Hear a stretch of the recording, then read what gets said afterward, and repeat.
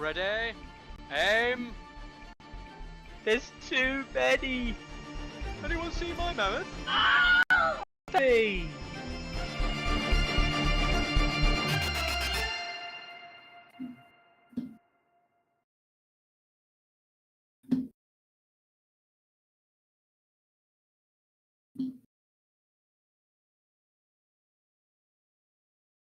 Hello!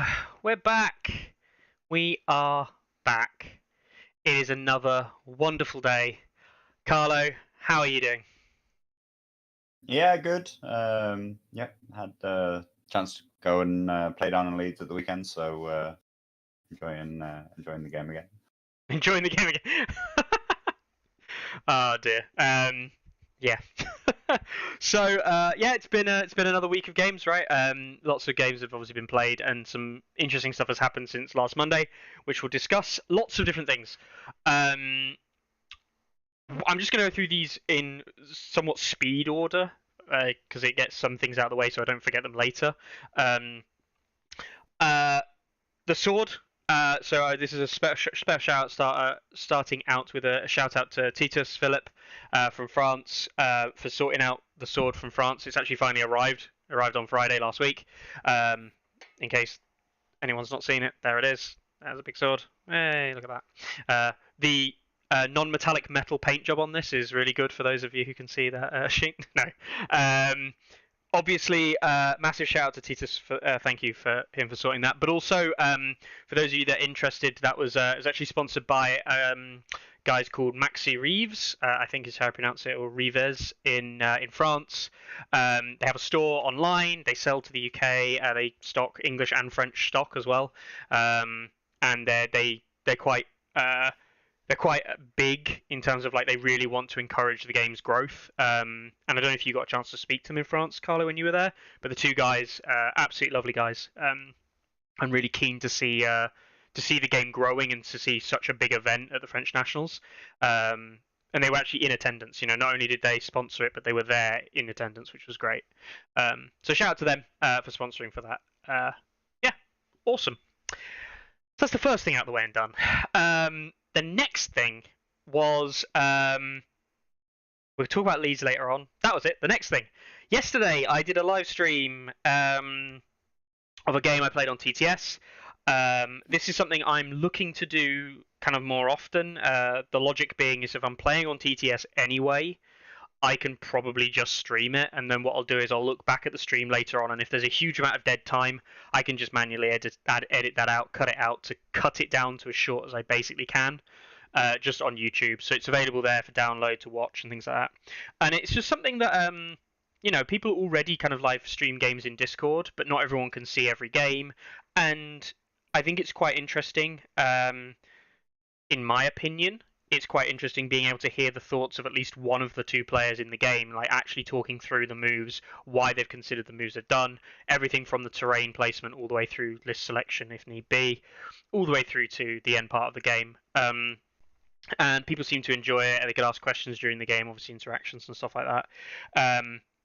But it's something easy that doesn't require a huge amount of work, but captures a lot of footage, which actually, like, one of the big things that kind of like is an issue for myself and Carlo, somewhat, is that when we do want to talk about the game and scenarios, or when we do want to talk about how you think about things, we don't actually have any reference points that we can draw on and say, look at this situation, this is the kind of thing you would think about.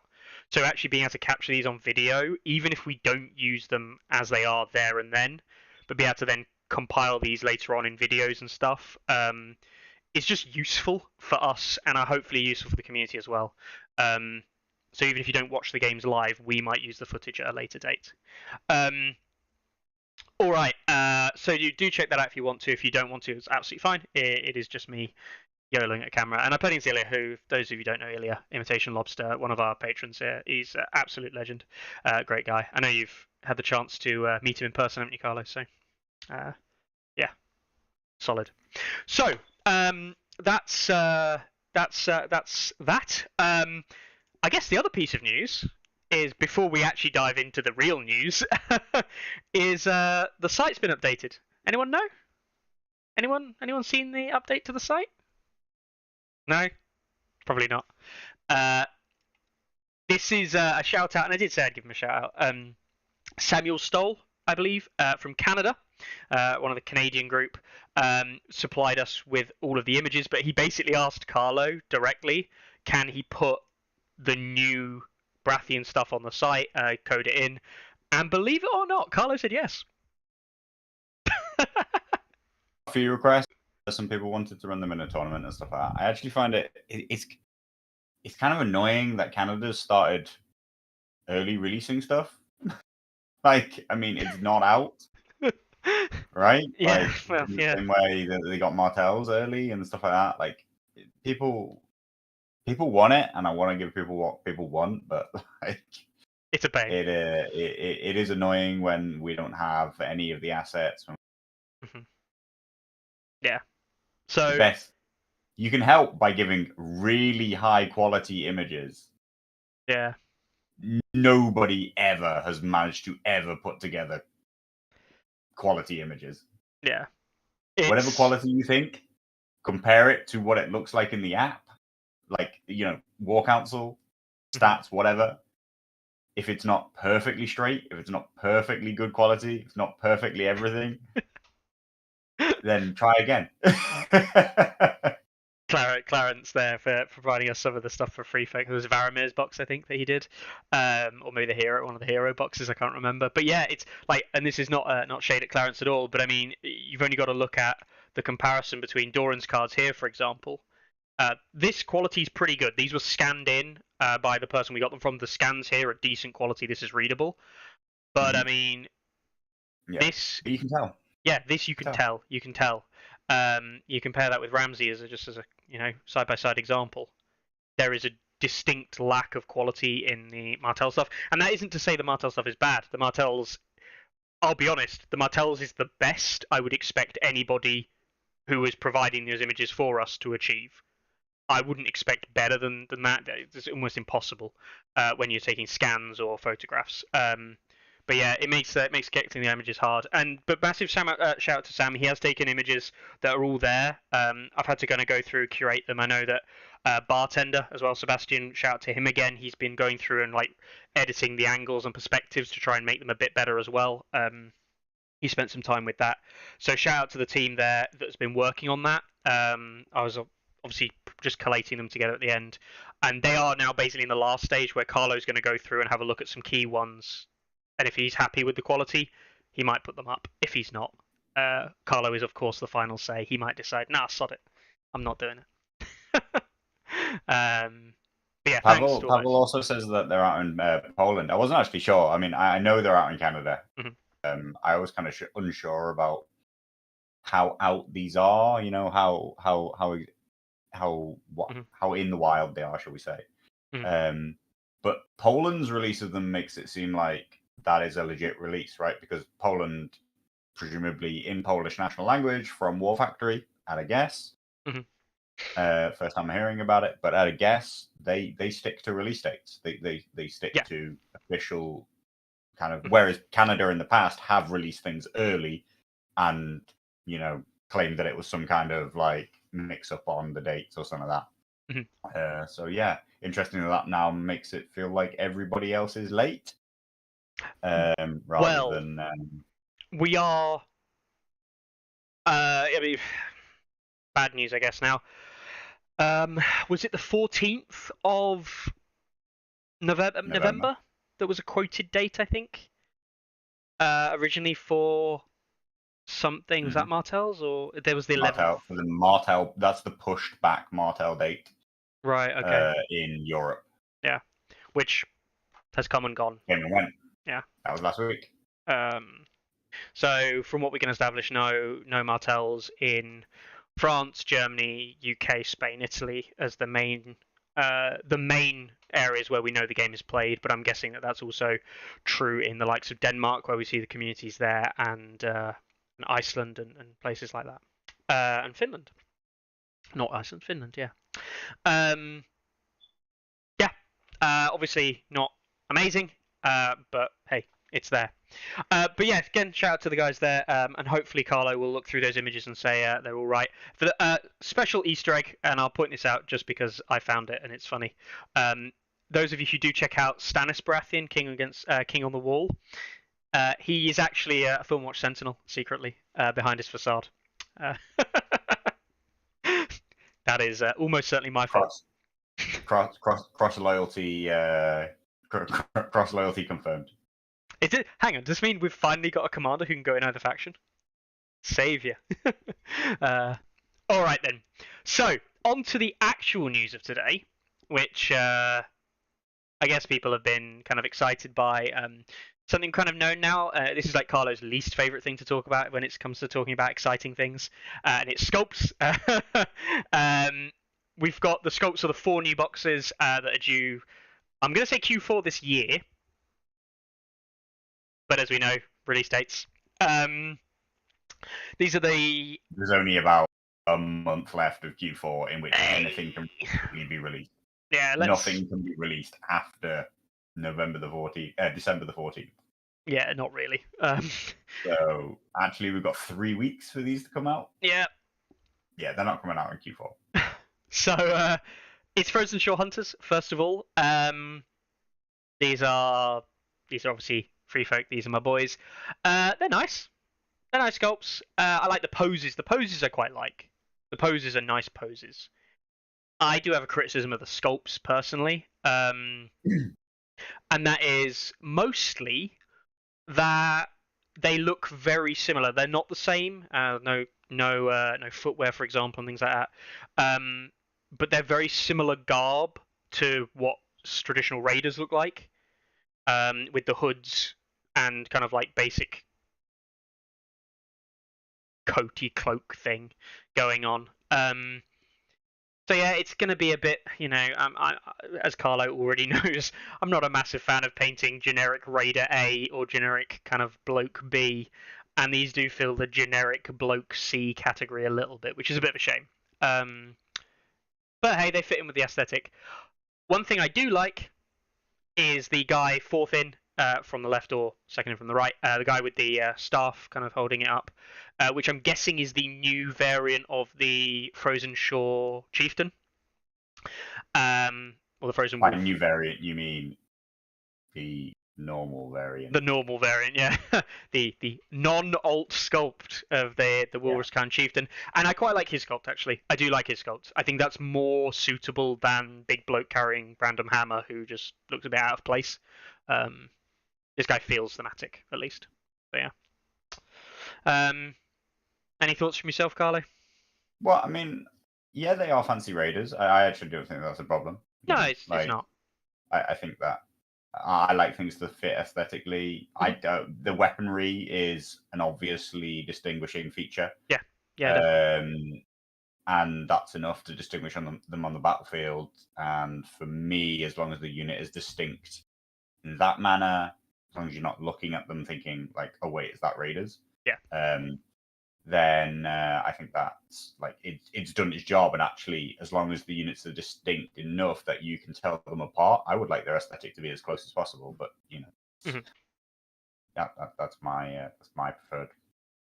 Yeah. Also, distinctly, looking at renders is nowhere near my least favorite thing to discuss. My least favorite thing to discuss by far is rumors of what the stats of something will be. Sure. So when if somebody had posted up some possible rumored, but definitely I know somebody, these are the stats for these units, and this is what they're going to cost. That is what I have zero interest in talking about because they are unanimously not correct. I think we can establish here then, if I tell you the rules that I've been privy to by a secret guy who knows a guy who definitely didn't eat my dog's homework. I think these guys are going to be 3 points, and they're going to be long ranged, and they're going to give out multiple keywords every time they attack. Yeah. Yep. Sounds about right? And I don't believe you. Damn! I thought I had you. I thought honestly, if I made them super OP, that you might believe me. All right then. We'll move on though. We'll move on because there's not much to say there. And these guys are pretty nice. The Lysene Pirates. I will have to point out someone made a great comment, especially this guy in the bottom corner here above my head. It looks like he's missed leg day. He's got skinny legs. Not gonna lie. Yeah, they're not chunky boys, are they? They're not. They look. I like them. I like the Yeah. sculpts. I think Yeah, they're so do pretty I. cool. They're very varied. They got these different weaponry. They got good stuff going on. Quite cool details and faces and stuff. But they look intentionally. I hope intentionally. They look intentionally malnourished. Like these guys. Yeah. Have been living out at sea and not having enough of anything. Or maybe they're just incredibly lean. You know, just they only have muscle. They've got everything else has been lost. They definitely give. When I looked at them originally, especially with the guy in the bottom left, he's got a very similar pose to another unit in the Cave Dweller Savages. They look almost Cave Dweller Savage-esque in terms of like the builds, in the thinness and the bulkiness, if you will, of them. And actually, the Cave Dweller Savages models are quite nice. So you know, what can I say there? So yeah. I'm going to take a guess that this guy front middle lower is possibly the attachment. Possibly like a captain or a attachment. Now, these came with unit descriptions. Am I right? Yeah. These guys are supposed to pillage. Descriptions at some time. These guys are supposed to pillage. Is it? No, it's another unit's description, which we'll get onto. But yeah, it's been believed for a long time that these guys will have pillage, right? Yeah. I don't know why. We've known this for a while. Where the rumor came from. I think it's just quite literally someone. I think someone literally know. Like, wasn't it a quote from the place where the sculpts were found? It's like with the they literally says in their unit description like coming with the pillage mechanic or something. Yeah. Yeah. I mean that's entirely normal. Looking back many times, be they rules or even tactics cards are well known now that like they're released as like something specific to a faction, and then some period later they become something more generic. They either appear in neutrals or they appear in factions other than their own faction. They become more of a generic rule and keyword once I don't know, once they run out of ideas, or once it's considered that like they fully understand the mechanic now, so they can spread it around and it won't like massively affect gameplay in unintended ways. Now, not specifically that I'm saying that pillage is like a lock type mechanic, by the way. No. Yeah. So that's a thing. And they come according to this is a Spanish translation, so just bear in mind that is the Lysene Bosun, which is his character name, if you will. So yeah, that could be. They look nice. They look like they're going to be fun to paint. I know someone who's been playing neutrals more recently, who's going to have a lot of fun with these. More on him a little bit later. We'll show you some of his lovely stuff. Yes, all right. Next up, we have these guys here. The Crannogman Bog Devils. Bog Devils. Yeah. Crannogman. I think these are cool. Yeah. I really like these actually. I wasn't sure initially, but I do like them. Now, Carly, it's a trident. Not a pitchfork. Strictly speaking, they might be. They're not just tridents. I think they're frog spears. They typically call them frog spears in Song Ice and Fire. But yeah, basically, tridents. And what's interesting here, we have found out that they come with 3 special rule cards. Okay. Yeah. What? Yeah. So, are we talking about the equivalent of like Viper's Poison or whatever? Yes. Oberon has? Yeah. They do. It is known that it directly says that they have basically got poison and their weapons are poisoned.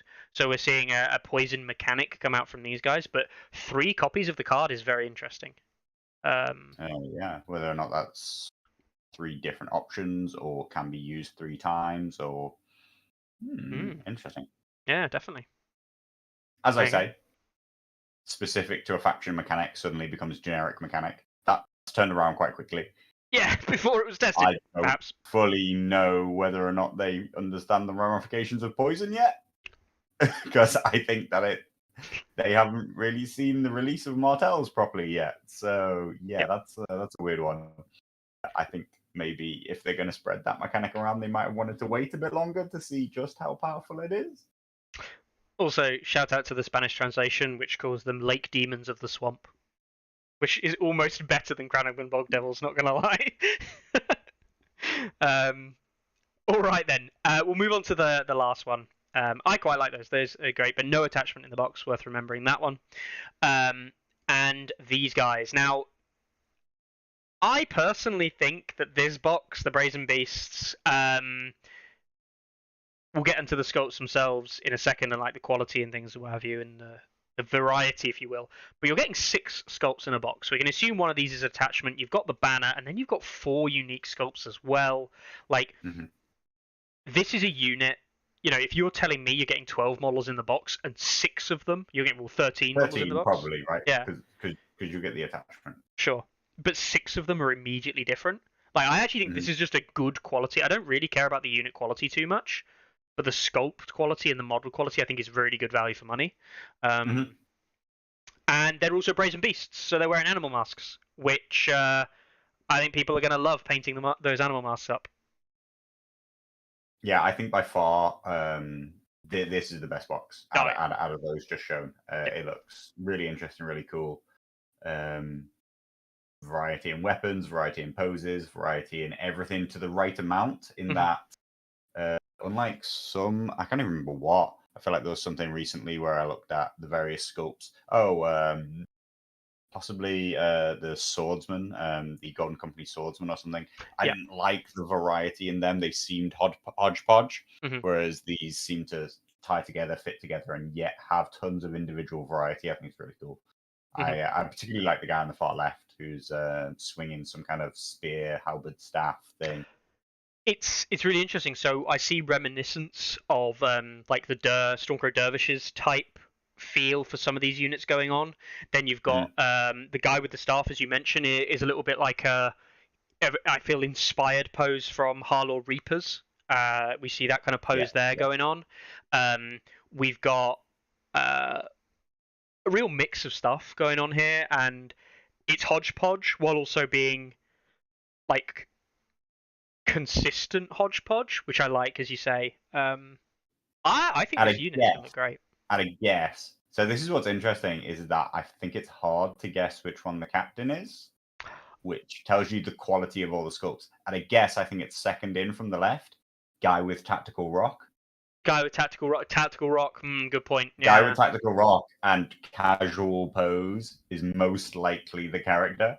But I thought it might be the guy with the axe and like what looks like to be a flail, axe and flail guy, maybe. So like central. Could be.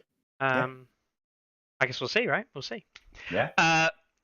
Now this is the one where a unit description came out, and not gonna lie, this unit description was well, you make your own mind up. So it says the Brazen Beasts are lightly armored but mobile attack force of the Targaryens. They're able to charge towards and cut down enemy aggressors that are targeting friendly units across the battlefield, which is almost word for word describing Sentinel. However, the best paragraph or sentence ever written for this game, the box also contains the Brazen Beast Captain attachment, which gives House Targaryen players more variety in their army building for their existing infantry units.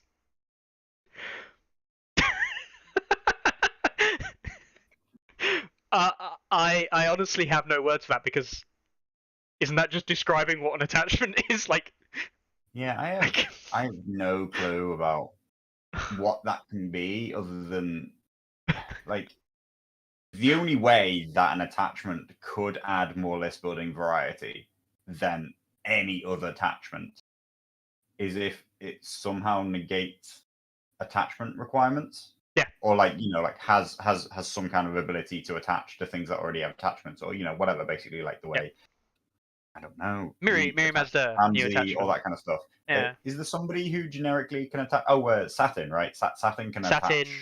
One version of Satin can attach to anything. Nearly everything else is Bannerman, Reaver Captains, not like anyone cares. Reaver Captains, yeah. But I mean, nearly everybody else is linked to a specific thing, right? Harmer's Bannerman is linked to having to be with Harmer. Oh no, Harmer's Bannerman. As long as Harmer you have to have exists, Harmer, but she can go anywhere. Yeah. But yeah. I mean, like, that is the only thing which gives you more list building opportunities other than any other generic attachment does. So it is truly, like, whoever wrote that honestly, that is truly a combination of the worst possible description you could possibly write for anything ever. Because the thing is, while we've talked about unit descriptions before, unit descriptions being wrong, while that's not a great thing, at least the unit description can be trying to describe something, even if it ends up being wrong. This isn't even a description of... This is not even a... What does it do? It gives you another attachment. That's what it does. Great. I worked that out when you told me it was an attachment. Thanks. Yeah, could be 1 point. 1 point. Rules are, this is an attachment. I mean, that is more options that this thing gives you. I paid a point to have this model in that unit. What does it do? Nothing. It just exists. Welcome to Joraland. All right. So yeah, overall, we've seen it fairly consistently with the hero boxes, like Mag's release, even Knights of Castle, the Castle Rock Honor Guard, maybe not, but the Golden Company in general. We're seeing foot soldiers, for want of a better term, quality in sculpts pretty high, right? The quality overall, detailing, everything like that is pretty good. These are renders, but like they look no good. misses for me here. No. There's not a single model here that I don't think looks good, or at least has a reason to look like. Apart from maybe malnourished legs guy, is just needs a day in the gym or two. But all of the others honestly look fine. Got no Golden Company swordsman with square heads and generic shield and generic sword looking completely and utterly pointless. So yeah, credit to the guys doing the sculpts for this one, because this next wave is looking strong. Whenever that may be. Q1. 2024. Year to be determined. To be decided. Yeah. It's good. It's good that they've been shown. It's great that they're there. It's just a shame that we don't know. It's just a shame that we still can't put dates and times on anything. It's another week without message or word from anyone from the design team or sales team. Oh dear. All right then. Should we move on to some brighter pastures? It's brighter for Carlo, at least. Pretty sordid for everybody else. Carlo was an event this weekend. Yeah. Is that the lead in? Yeah, good for you. Kind of crap for everybody else. To take over. I'll get the results. Yeah, I went down to Leeds, Leonidas Games. So a couple of guys there, Paul and Tom. Paul, who I've met before, Tom, who I've not met before, but they've really been trying to build a bigger community down in Leeds. This is the second in a series of tournaments that they've run there. I believe they mentioned that they're trying to run 7, each with a different sort of like theme and alt list building requirement, I think. Is the intention. I don't know how far apart they're all going to be. I know the last one wasn't that long ago, so maybe every 2 or 3 months or something like that. So if you're in the area, if you're in the UK, then consider them. So the list building requirements for this one was no repeated characters across any like the pair of the lists, and that includes every version of a character. So if you take them as a commander, you can't take them as an NCU in the opposite list. That was by far the most impactful. There was also the rule of 2, which I misinterpreted. Yeah. Funnily enough, which meant that a list can only have 2 of any one non-unique thing in it. Attachment, unit, whatever. I actually believed it was across both lists, but it turns out that it's only inside of one list. The reason why I believed it was going to be across both lists is because I didn't think that limiting stuff to 2 inside of a list had any real impact on the game. No, for what little by it's worth, by comparison to the character restriction, which I think is quite significant. Massively. I know that people spoke about there being no free folk at the event, and look, whatever we can talk about the power. I really don't think it was that much of a limit on free folk, particularly. But I mean, they have a small NCU pool, so it's going to force them to use all of their NCUs. Yeah.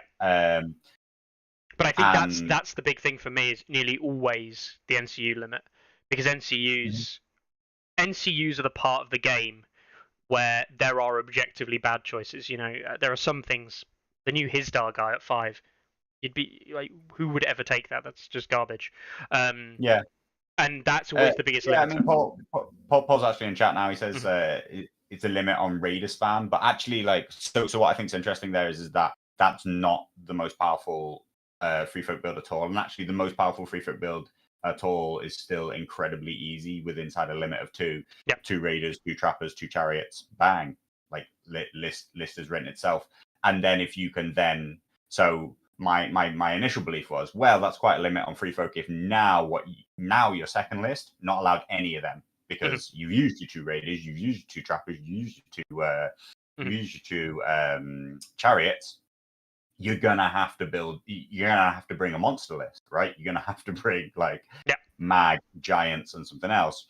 But in reality, you could have built 2 raiders, 2 trappers, 2 chariots, Varamir in a man's list, and you could have had literally the top tier list, and then you have a B list, which has got 2 raiders, 2 trappers, 2 chariots, and now it's going to have to buy one of the 5-point units, right? Thinking about it, maybe... the problem being is the NCUs. You have to run Dala Stair as your 2 NCUs. Maybe it's with with maybe John as the 3rd, and then what you do is you go down the route of running a Great Walrus list, focusing around Fens, having the chariots still, having the other stuff in there, but go down that route. And you can still make 2 very good lists, by the way. I do think it's possible, but I just think it's enough to turn people away from that second list build for NCU's shortages, basically.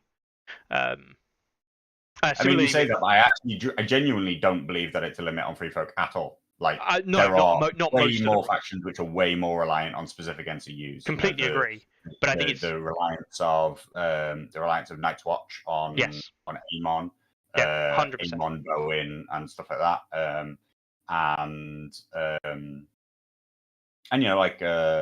there's plenty of them. I thought so.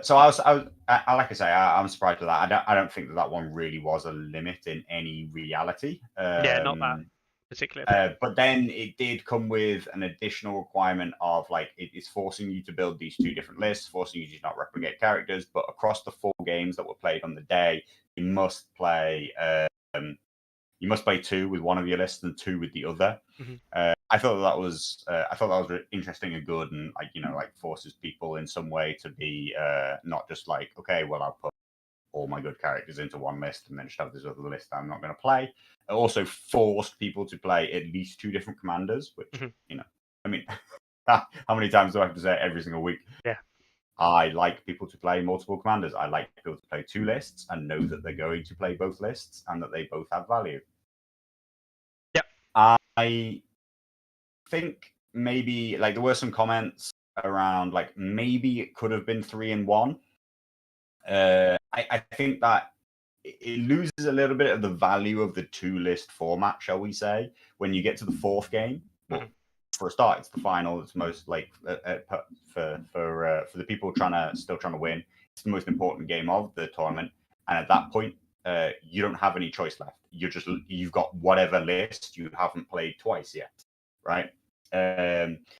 And also, like, even after the second game, you might have played a particular list twice, and then now, like, your opponents just know what you're going to pick, which I guess is part of, like, should we say, the strategy of the tournament, if you consider it in that kind of way. But I think maybe, like, the format would be best if you were playing 3 or 5 games, and in 3 or 5 games, you say you must play one of them 2 or 3 times, right? Like, the limit is 2 or 3. So when it's an even number, it leads itself to this point where come the last game, you can only pick a certain list. But if you were playing 3 games and you can only use each list twice, then, if you use one list, then the other list, then come the third game, you still have a choice of list. It still gives you agency going into the game. But I actually thought, like, for just like for what it wanted to achieve, it achieved it, and it achieved it well. And I think that I like to see new commanders on the table. I like to see things being changed like that. I think a lot of people were surprised at the large percentage of Baratheons, and I have to say I wasn't. In the moment you say 2-list format with specifically no repeat characters, Baratheons just comes to the forefront and says, "Hello, that's basically me." Renly side, Stannis side. It's very hard at that point. Who's Shira is really the only neutral NCU, if you will, that is used in kind of either or. You don't see Alistair realistically in Stannis side lists. You don't really see. There's only one other. Is there any other? No, Roose, you don't see in Courtney side lists, I guess. The two that come in the starter box, because everything since then has been non-generic. Only the starter box is non-generic, and even the 2 commanders that you get are non-generic, have loyalty. So the only non-loyalty things in Baratheons are Alistair. Alistair Florent, and Shara Errol, the 2 NCUs, and then Wardens, Sentinels, and Stag Knights and Champs. Stag Knights, and then there was that one release that came out afterwards, which is Champions of the Stag. So there is one additional release. I forgot that people even use Stag Knights. So I was like, there's 3 units. They probably all came in the start. So I mean, like, I was going to play Baratheons anyway, pretty much no matter what the format was. It's what you've been playing at the club, right? So that's just the faction that I'm playing at the moment.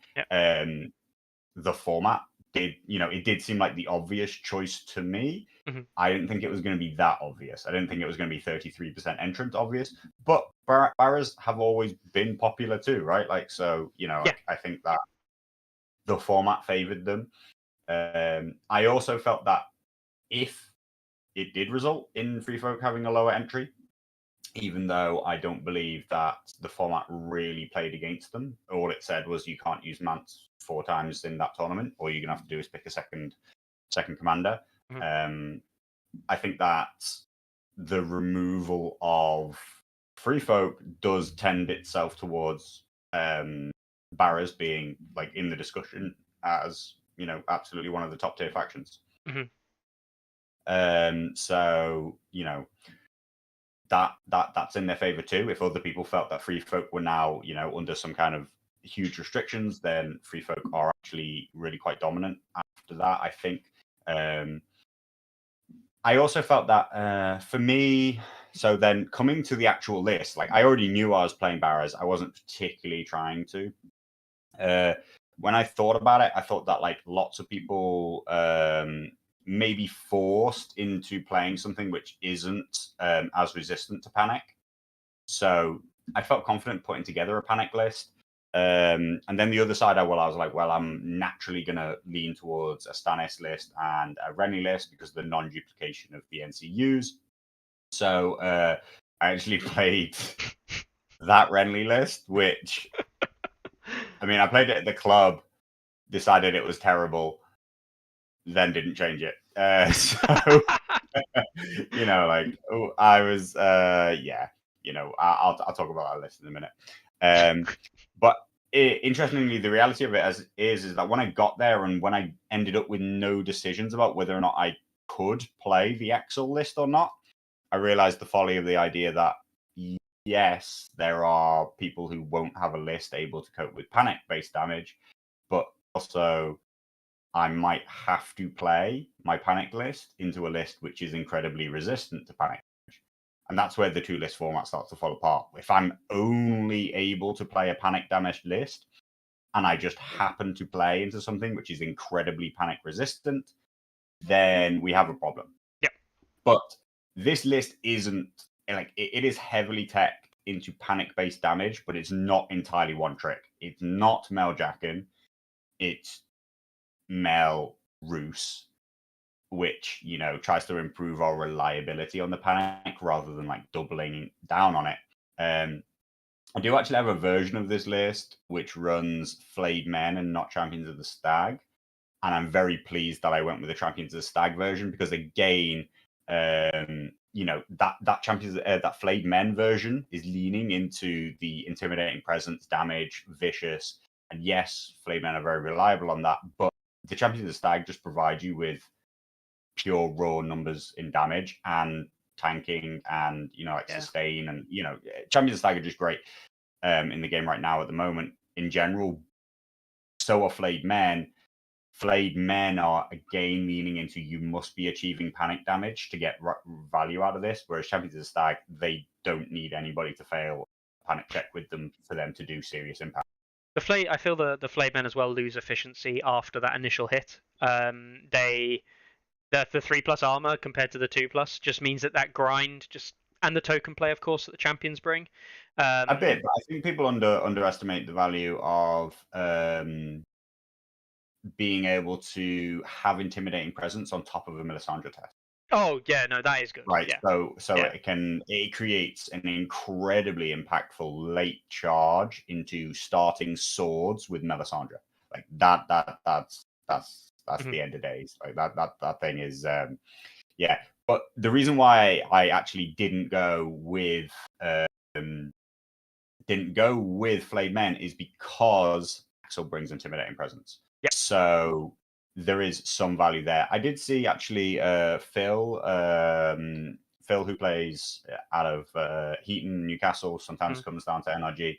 He played an Axel variant and he ran him inside of Blackguards, which I do think is a really good shout, actually. Once I saw his list, I thought I probably should have dropped either Bronn or Davos for Blackguards over Weapons, but that's aside, really. Yeah, I thought that I was pretty happy with that list. I think that list is good. It's Axel and not Stannis of either variant. Honestly, because I need Axel to win for the badge, which is absolutely fine. And so I thought I'd try it. Also, the outside of the restrictions and stuff, the tournament was very much billed as trying to grow a community, trying to being very beginner friendly, which they achieved in a lot of ways, which I'll talk about in a bit, really quite well. But yeah, like when I read the description of the tournament, I wasn't like, hey, tournament here to win. I was like, okay, well, here's two commanders that I haven't won with in Baratheons yet. I'm playing Barras at the moment. The format fits. I'll play these. This Renly list, I thought it might be decent. I put it together. I played it at the club, and then I remembered that Rose Knights are just wardens that cost 2 more points. Like they really are. Like everything about them is just wardens that cost 2 more points. So you get you get the +1 to hit, the +1 dice at max ranks, and Deadly Bloom all for 2 points. Deadly Bloom and Perseverance, I guess. But that's but you lose counter strike. Yeah. You lose, like so the thing is like Deadly Bloom, along with like Perseverance and Valor, which is the one that does a wound when you heal. No, right? that's the heal. That's the heal.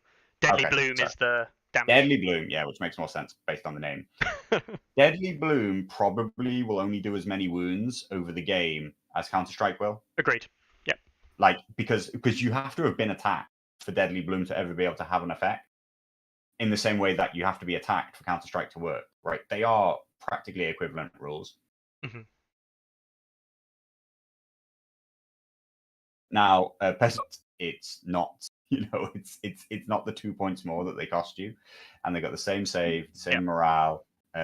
Barely, like their basic attack isn't anything that makes it worth like being an aggressive unit. Now they are a good all-rounder, like they are good defensively, but so are Wardens for 5 points.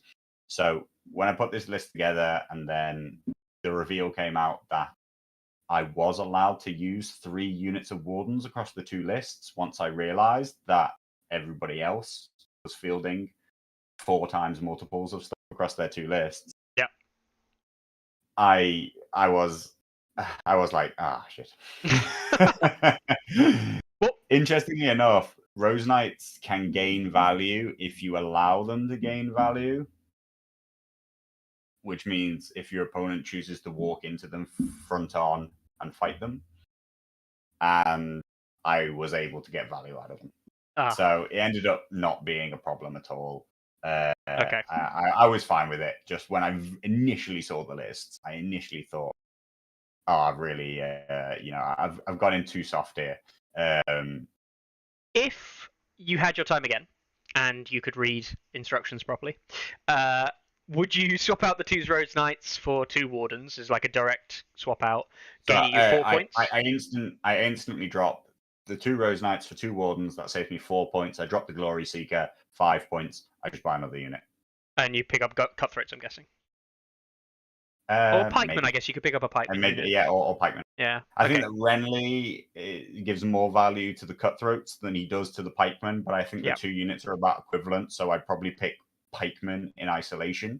But Renly's boldness and courage gives more to the Cutthroats than it does to Pikemen, because +1 attack on the Pikemen isn't much, because lots of their value comes from their sustain, comes from their auto hits on the charge, stuff like that. Whereas Cutthroats want that burst. Whereas Cutthroats actually +1 dice suddenly means that you're like double tap charge and then whatever. And Clarence, no, I wouldn't take double champs. And again, it is interesting because like against the players who I would beat anyway, that just means that I'm going to beat them by more. But against the players who would know how to deal with Champions of the Stag, they're not going to help me that much. I mean, maybe they would. Like, I do think they're a good unit, and I'm coming around to the idea of... I am slowly coming around to the idea that activation advantage isn't the be-all to end-all anymore, and that there are things that you can do as the lower activation player, particularly with units like Champions of the Stag, who can take a beating back, that you just need to like push the game into kind of like a grindy trading state, and you make charges at times when your opponent wouldn't expect to charge because the value doesn't look good. But for example, a really easy, clear example of this is Swords is open, so your opponent thinks I won't charge. But if I choose to charge Champions of the Stag into something that your attack back with Swords is going to do very, very little, then suddenly that's not a bad play at all, right? Like I can charge into an attack, and now you're left thinking, well, I pretty much have to take Swords or he'll take Swords, or my only other option is like to activate and retreat so that he doesn't take Swords.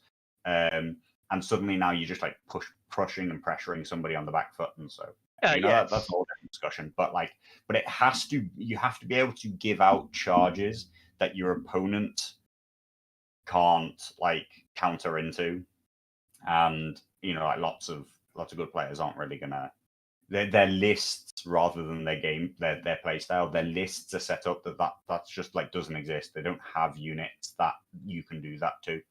But it's using things to their advantage, and champions, their advantage is their stats, and so using them to their advantage is to go fuck it. You know, we're gonna ram into you like the big battering ram we are. Take the risks. Because if I don't take risks, I probably won't win anyway.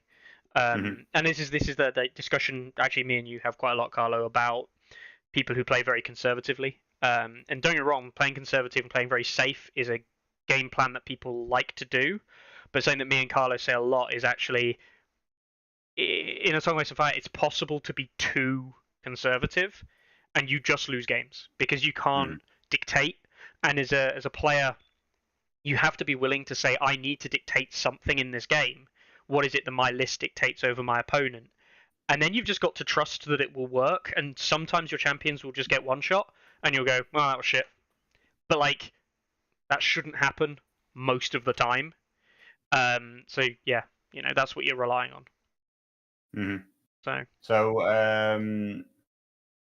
yeah, actually, interestingly, I think that is one of the saving graces that mounted Stannis might have. Which I think that's a playstyle you will have to lean into if new mounted Stannis is going to have value, and it's particularly going to be about ride them down or whatever. Like, I think that a play that you'll be looking to make and will be catch people out is charging while swords is open into something that your opponent thinks, well, that's a waste because I'm just going to retreat, obviously. And then they retreat, and you're like, okay, but I ride you down, and now I'm still engaged, and you've left swords open because what you thought you were going to do was mean that was the only activation I have this round to get engaged. And actually, what I'm going to do is I'm going to use that to stay sticky. But yeah, you know, I definitely felt that this was the weaker list, right? Like, I felt confident enough in the actual list as a core list. It's pretty much a core list which I've been running a bit recently. I've just a different commander, and Axel still lent himself to the list very, very well.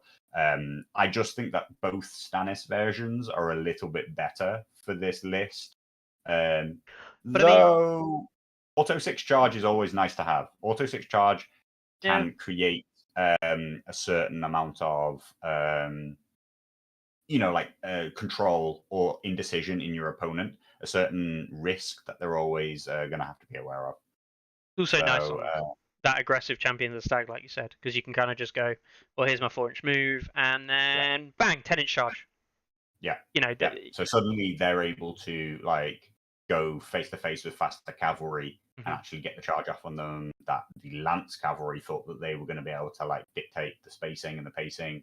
You know, Lance cavalry will love to sit at like 11 inches away from you, 12 inches away from you, and be like, well, that's like a 4+ charge for you, but it's a 1+ charge for me. Like, are you willing to take it on? And then you're just like, no, actually, I'm auto. And yeah, I'm vulnerable, but you don't have Lance anymore, so like really that doesn't help. Yeah. And I just successfully charged you, so you're weakened. Yeah. You know, like basically, it works. It works. It's a nice card. So yeah, I was quite happy with the actual list. I was a bit, I was a bit down on the Renly list, but partly that was because, you know, like I had my Rose Knights absolutely decimated by some Bolton Bastard girls in the game against Dan, just like the week or a few days before this lock, and then I didn't do anything about it.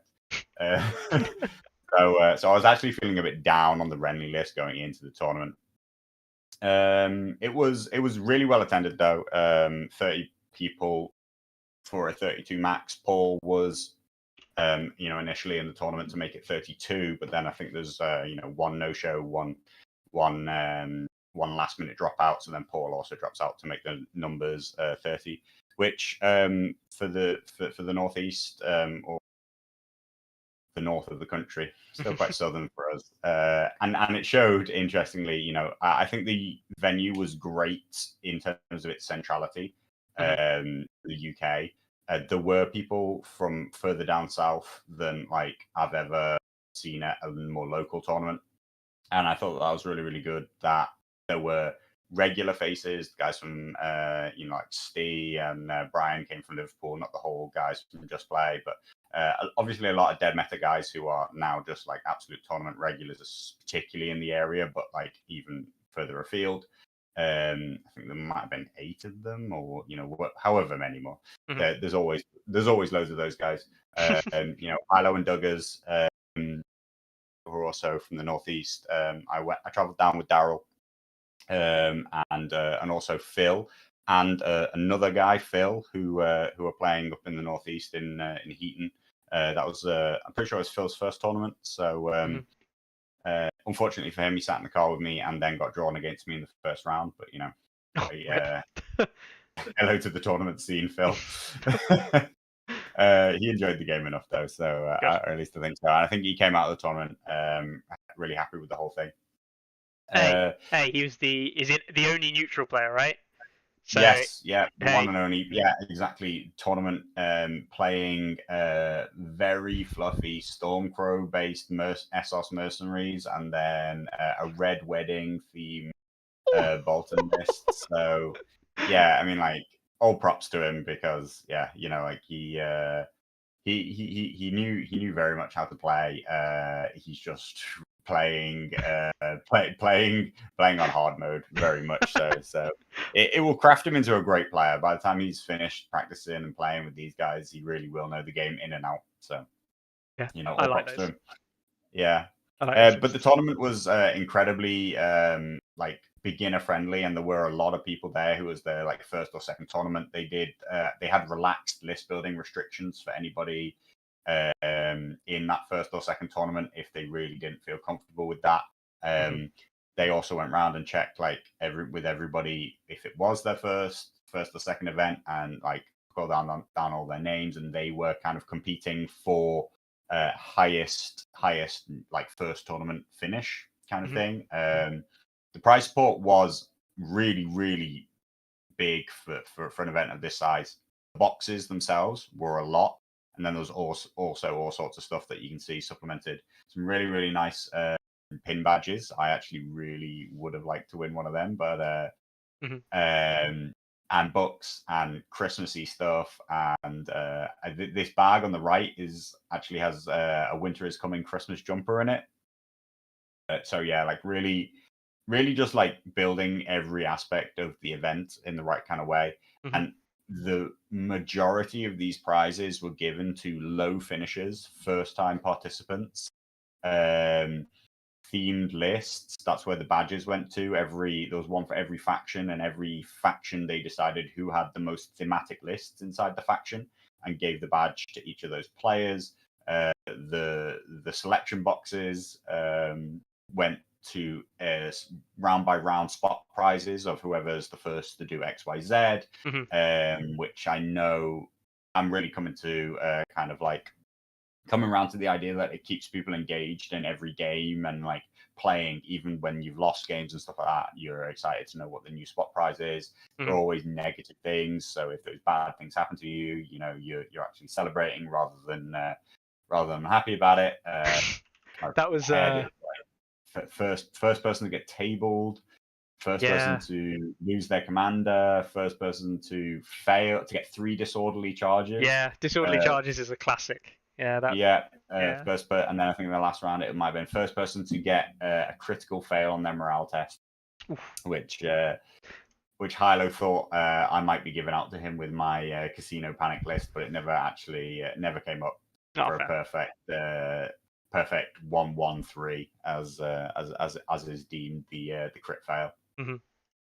But yeah, like really brilliant prize support, and the boxes, most of which came from or at least the event was supported by Blackgate Games. I don't know how much of that came from them or whatever, but Blackgate Games, who are a UK online retailer, and seem to be ramping up more and more in their involvement in Song and its like wider UK community. We're supporting the event and talking about some events that they're going to be running in future, which I'm sure we'll talk about when we know more about them. But I believe they're trying to bring Song to God, the name keeps slipping my mind. Warfare. The convention called Warfare, which is previously has been more historical based, but I believe is a pretty big convention on the historicals calendar. That's God, Warfare. That's based in Midlands, right? Somewhere? Yeah, I think it's. So I believe it's like in a whole year from now, like next November. So I'm sure we'll have some stuff close to the time.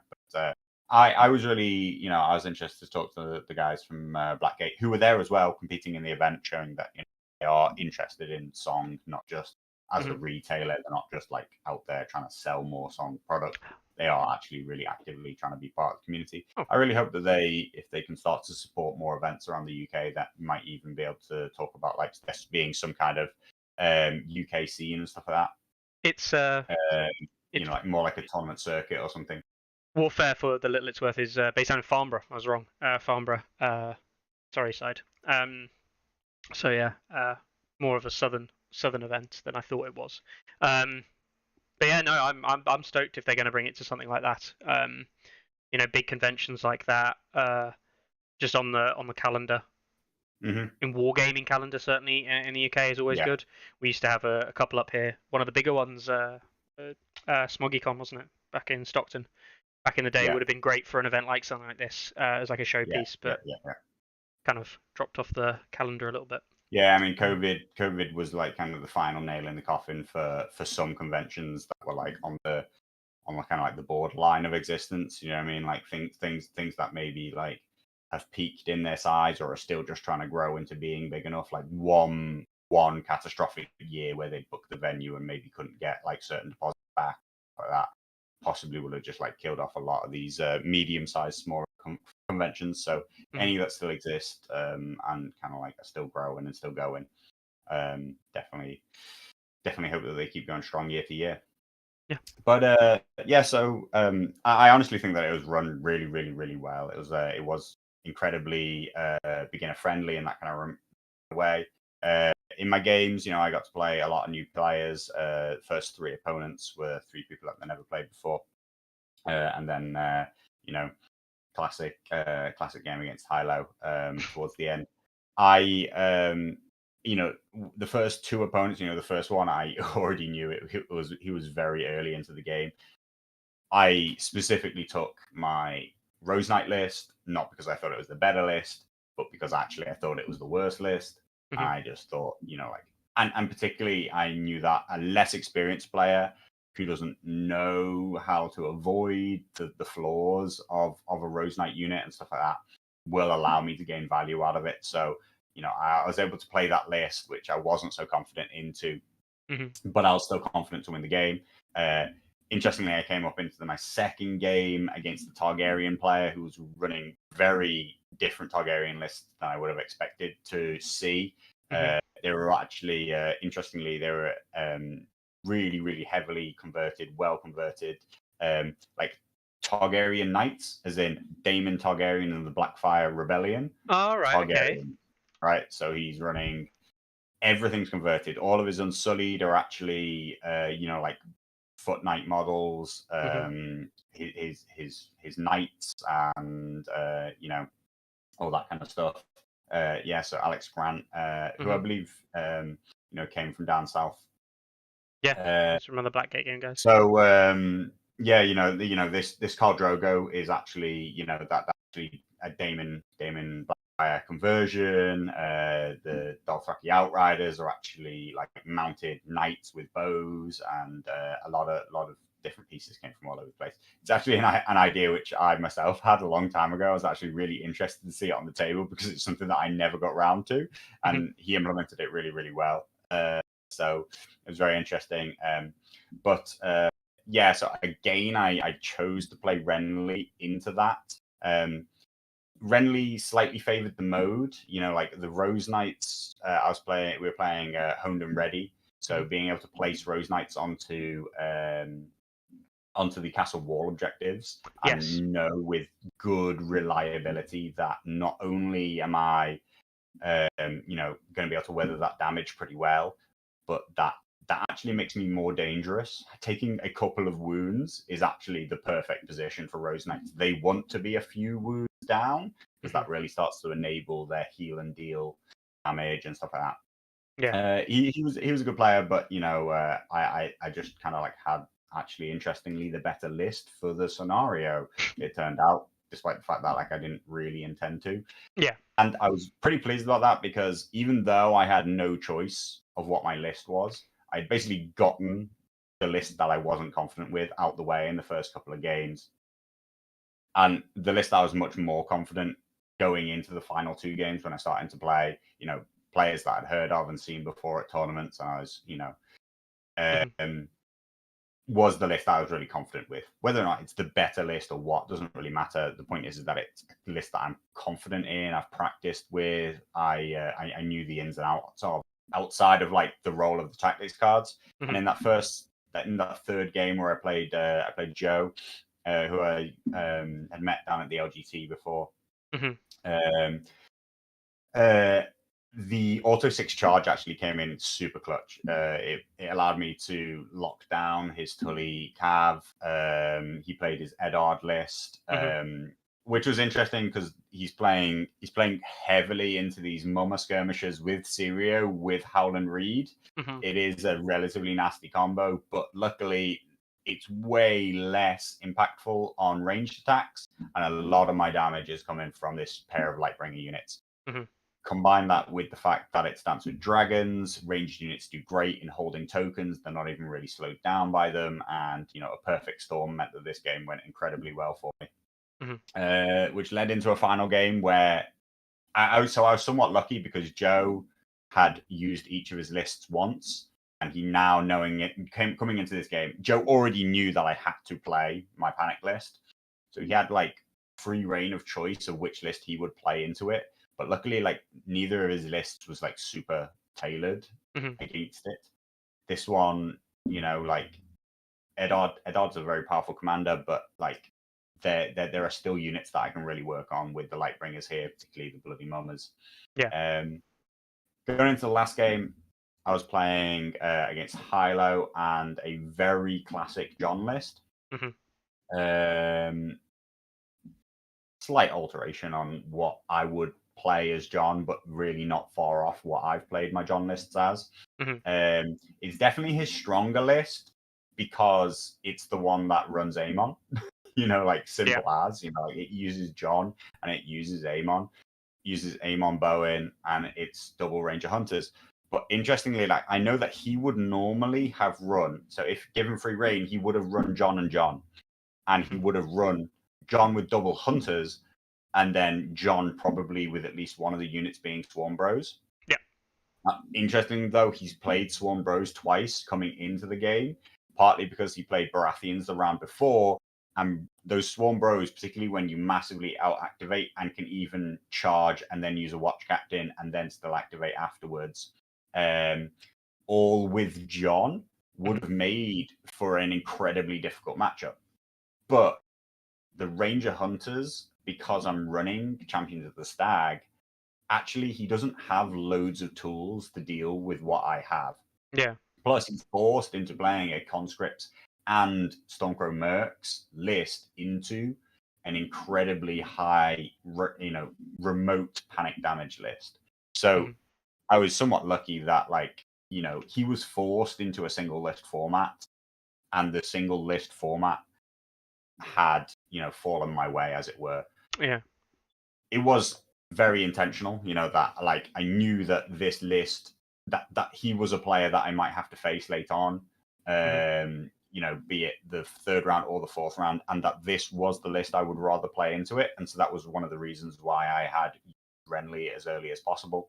But yeah, I was very glad when I saw that he had to use his John list, even though it's technically, his better commander and definitely got his better NCUs in it. What it's lacking is it's not he doesn't have the same carbon copy used again, but with Sawn Brothers as an option, which for me in the matchup was a big plus. And it was a really close game. But yeah, I mean, like I went up very early, as you would expect, me killing off both cons and the Stormcrow Mercs before like anything really serious happened.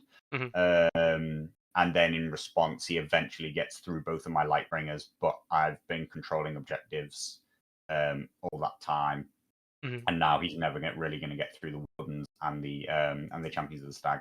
Still came incredibly close. Like he, like really made a big comeback when I nearly killed one of his Ranger Hunters units, and then, within a few actions, it was back on full health again, thanks to the classic. aim on bags, heal into killing something with, and now his watch has ended. Sorry, no, take the black for a heal. Yeah. Take the black, steal Davos, all that kind of stuff. Suddenly he was back on full health. His 2 units are as dangerous as ever. If anything, they're more dangerous than ever. They have loads of stuff, loads of attachments on them, all that kind of good stuff. But luckily, I'm far enough ahead by what's happened early on. So yeah, it was a good game. But I had the list advantage going in, and it was still incredibly tight. And that's the thing is, a lot of these things come down to, especially when you say that about the list advantage being the main decider. In terms of pre-game, right? It's still the way the game plays out. It's still the way the game is played afterwards. You can go in with a disadvantage or an advantage and still throw it away, or use it. That's up to you as the player. But as you say, it's all down to the gameplay itself, not so much the pre-game. You just set yourself up in a good stead or a bad stead going in. So yeah, no, that's really good. Yeah. I think it's incredibly important. Kind of like understanding who has, or actually even just the feeling that you have the advantage going into a game can give you a lot of confidence in every play that you make.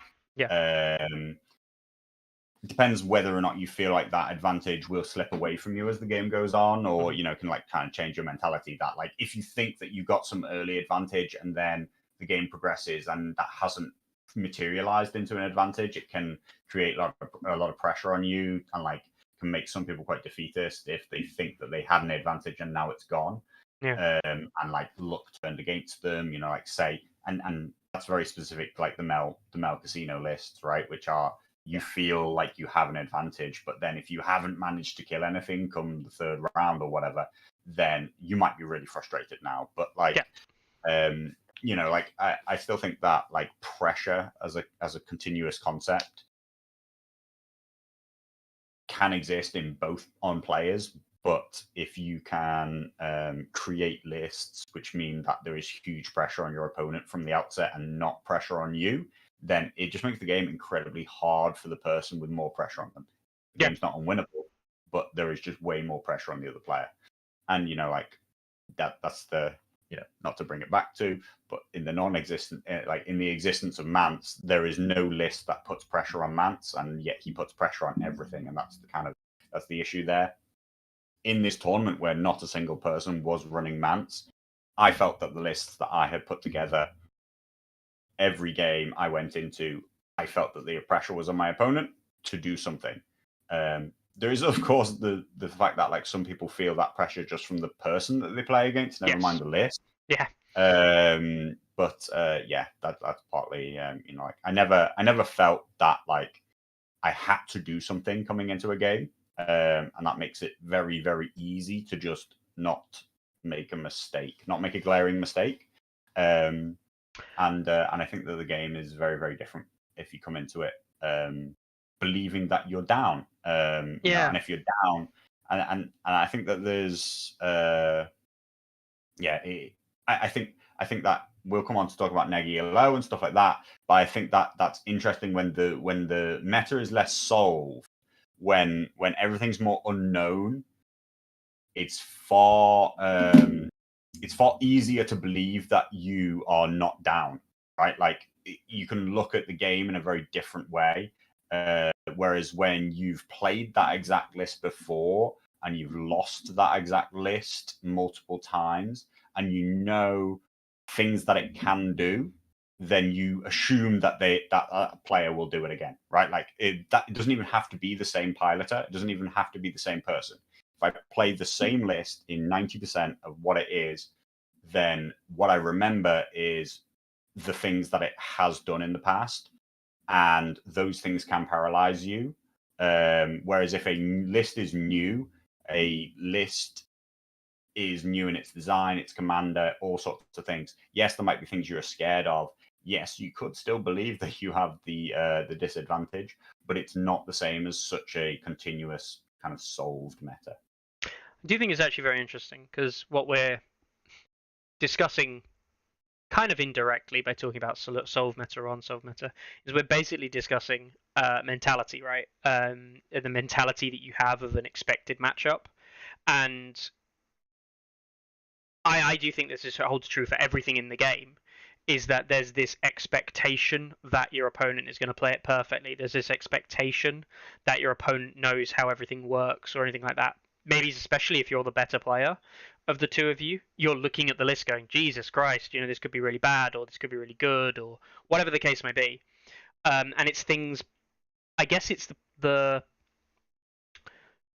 playing away from that expectation. And you see it a lot. I mean, the obvious thing to talk about is dice rolls, right? You see it a lot with dice rolls. People, as you say, Carlo, feel that they need to make a play or make a particular thing happen, and they put a lot of the onus on the dice in that scenario, going, this needs to happen, otherwise I lose. And it doesn't happen. It's like, I didn't roll it. And we always used to have it with a guy at the club, right, who it's like, you win if you roll a 6. And he was like, oh, right, I'm going to win if I roll a 6. And I was like, yeah, but you lose if it's a 1 to 5. And actually what you should have been looking is at the 1 to 5. And sometimes that 6 is worth it. Sometimes it's really not. Do something better. And I think a lot of that is mentality as well. And that can come on both sides. It can come on massively on both sides.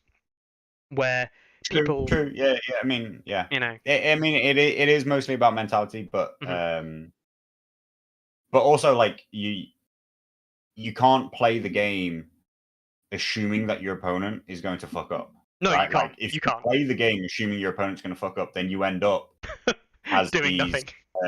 As these incredibly overly passive, overly non-active players, which we talked about as being a problem at an incredibly high level, right? Like, some of the problems that like really high-level players have had in the past is that they play another high-level player, and they're used to playing people who are slightly more mediocre. Maybe they're used to playing in, like, they're the champion of their whole, area, local region, club, their nation, whatever, and they're very used to people making mistakes against them. So they just sit and wait for their opponent to make a mistake, and their opponent is a higher level opponent than they're used to, and they just don't make a mistake. They just don't give anything up.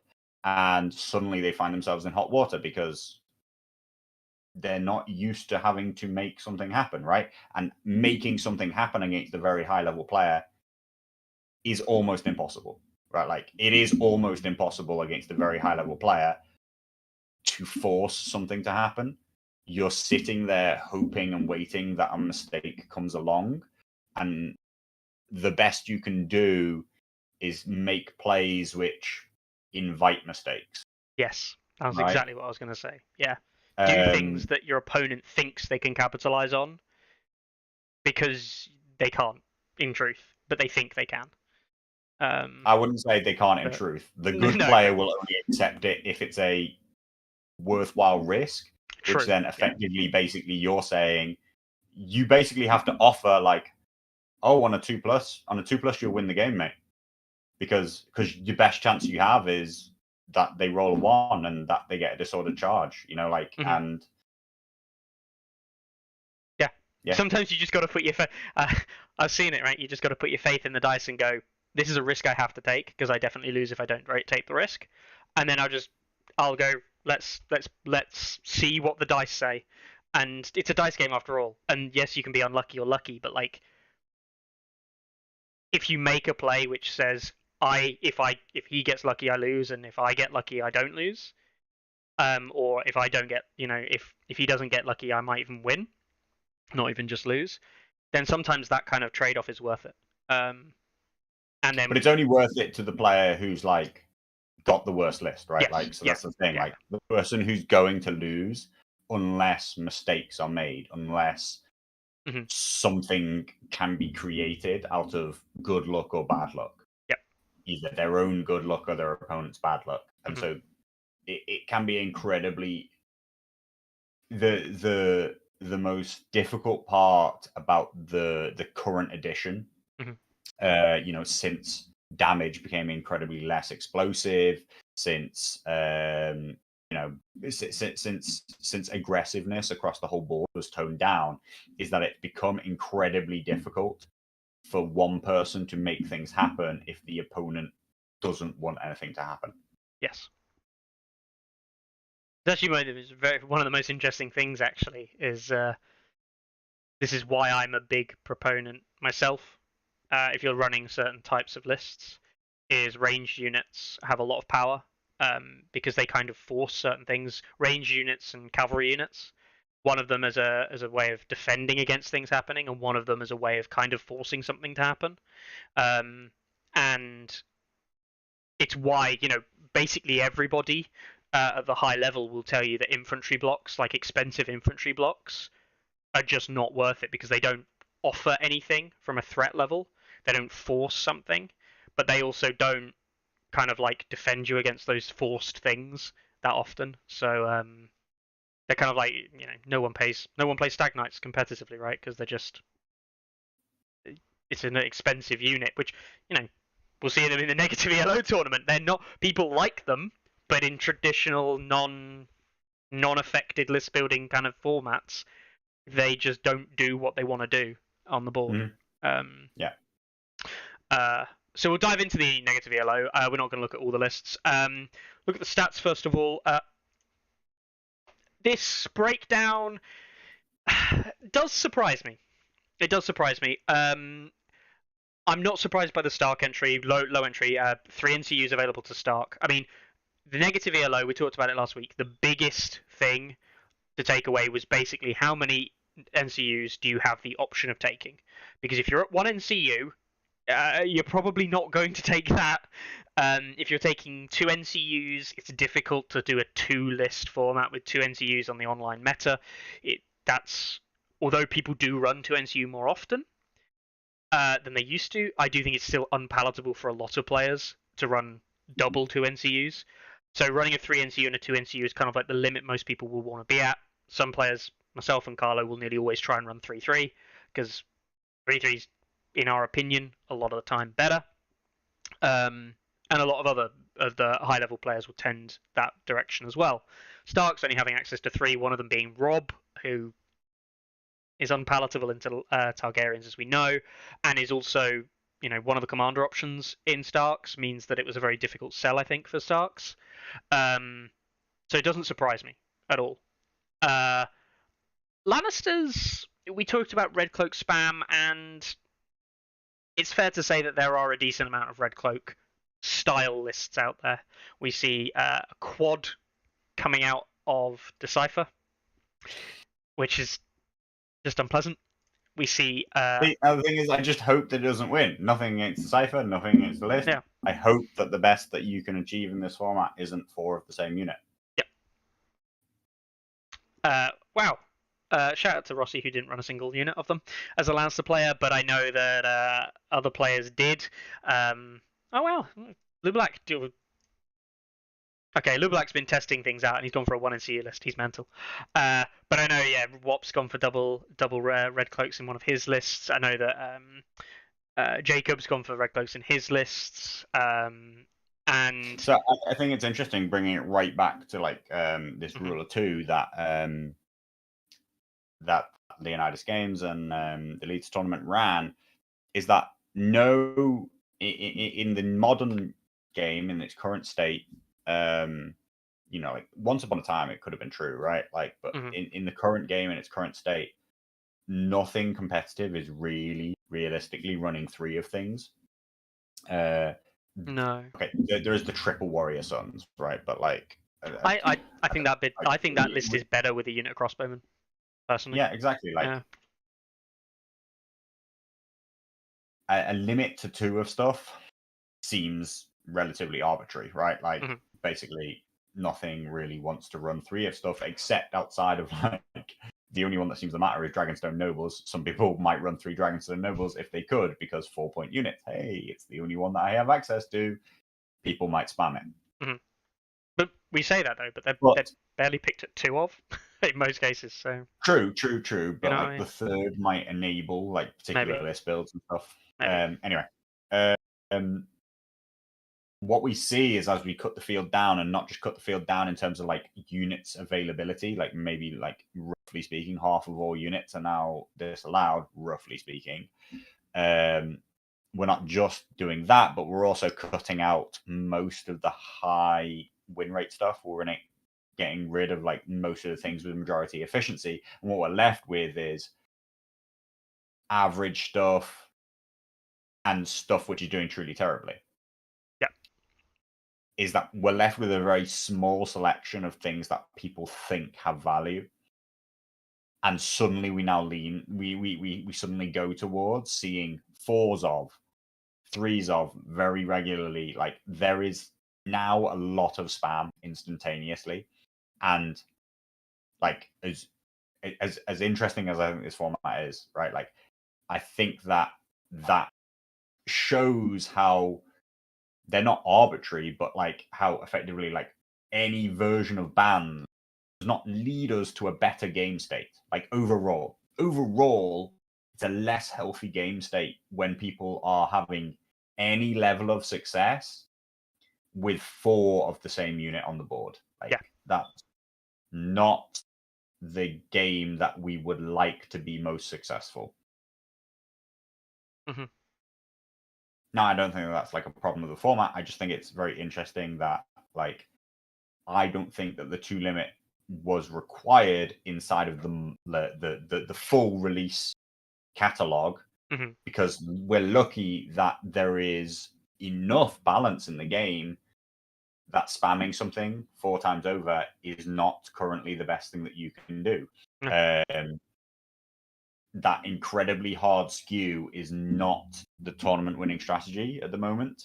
And that balanced lists have lots of value. Balance, at least in some kind of capacity. We still see a lot of like morale skew, but we see multiple different units used to make up that very good morale skew, for example. Mm-hmm. And so, yeah, like I do think that that's. I hope that 4 Red Cloak list doesn't win. Mm-hmm. And it's not because it's Red Cloaks, it's not because it's Lannisters, it's not because it's Decipher, it's not because of anything other than I don't want the best thing that you could have picked to be 4 of something. But if it's true, then that just means that, you know, Red Cloaks have been underappreciated for a while because of the things that are holding them down. Mm-hmm. Yeah, I would tend to agree. It's one of those things that you don't want to see do well, but if it does, congrats. But also like, sadness. And this is actually, I mean, it's a little thing that I always say. Just because it's different doesn't mean it's better. This is actually a thing. Like balance isn't just better because it's different. Balance has to be better because balance is better, and that comes with updates and things like that. Making a meta different doesn't make it better necessarily.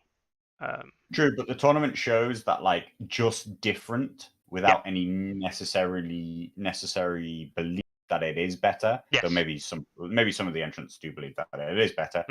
Mm-hmm.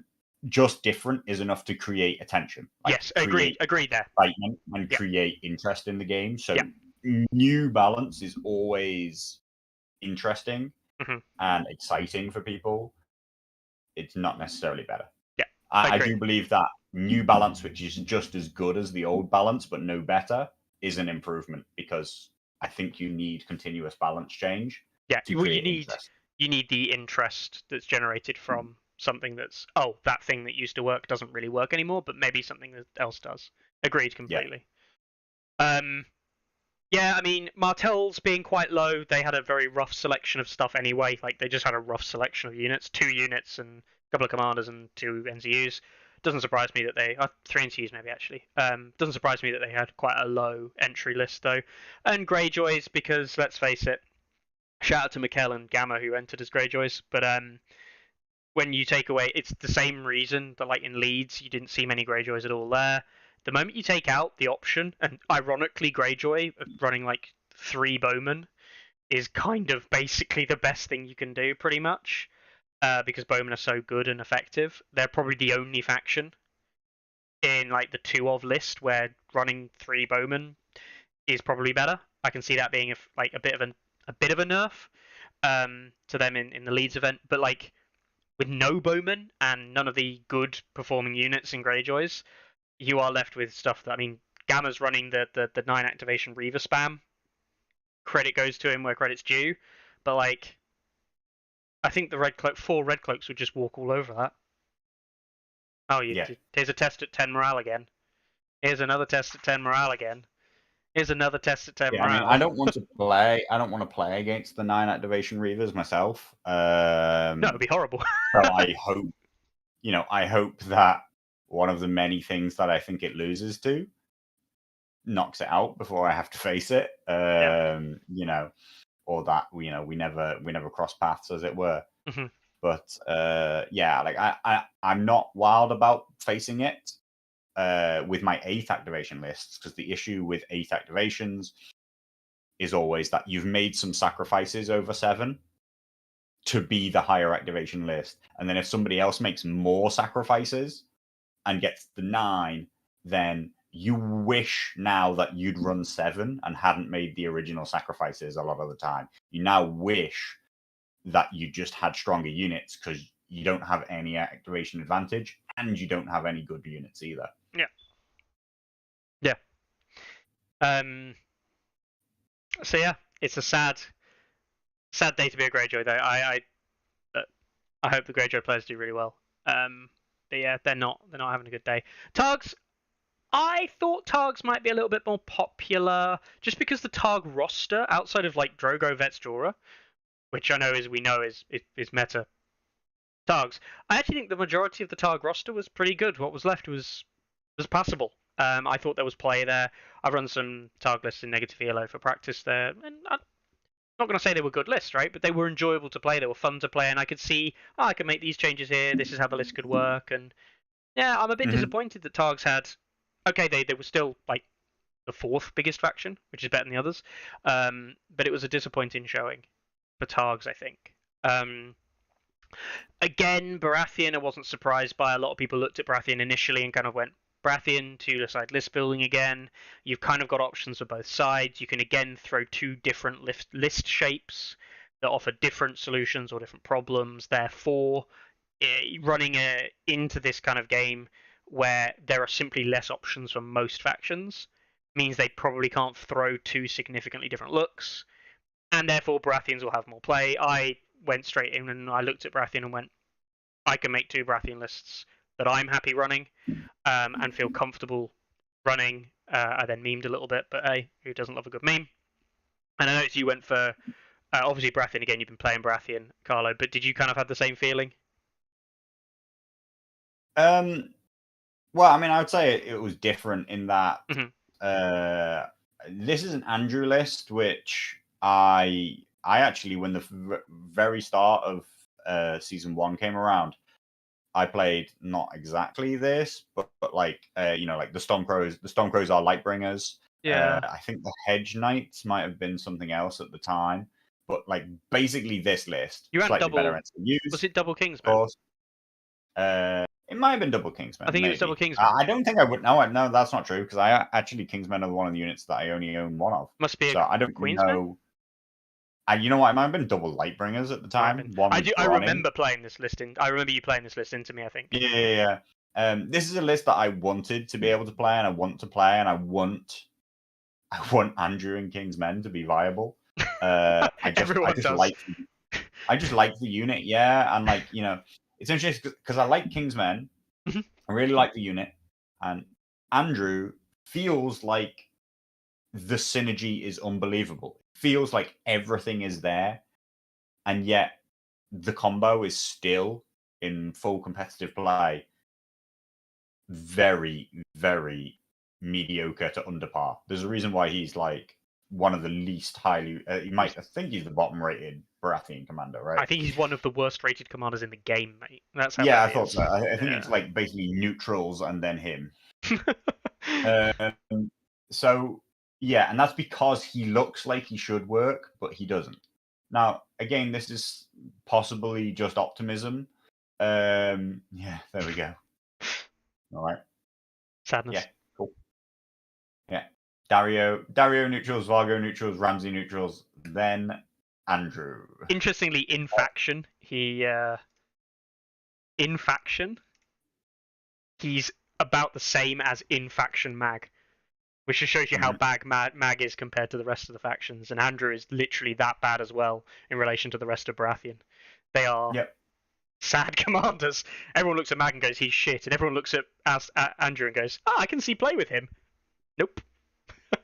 Nope. Yeah, so it's possibly just optimism. Like, I hope that he has play once you take away all the most dominant stuff in the game. Because once upon a time, I believed that he would have play. I hope that he would have play. So, like, this list, pretty much built itself in terms of, like, like the D-Stone Nobles, I think allow Barrows to actually interestingly be one of the few factions that can still get to 8 activations without making huge sacrifices.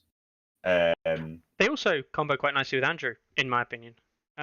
Yeah, absolutely. His make an attack and then deal yourself 2 wounds, if played off of Sentinel, is one of the potential for one of the most explosive plays in the game, right? Outside of you Shaggy, Sentinel charge, and then you play, I forget what the card is, but you make an attack which you gain hardly anything on.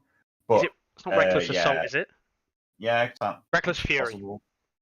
Yeah. So you're at 4 wounds, you're at 3 wounds, you Sentinel to make this attack. You now gain only Vicious, I think, in the attack itself.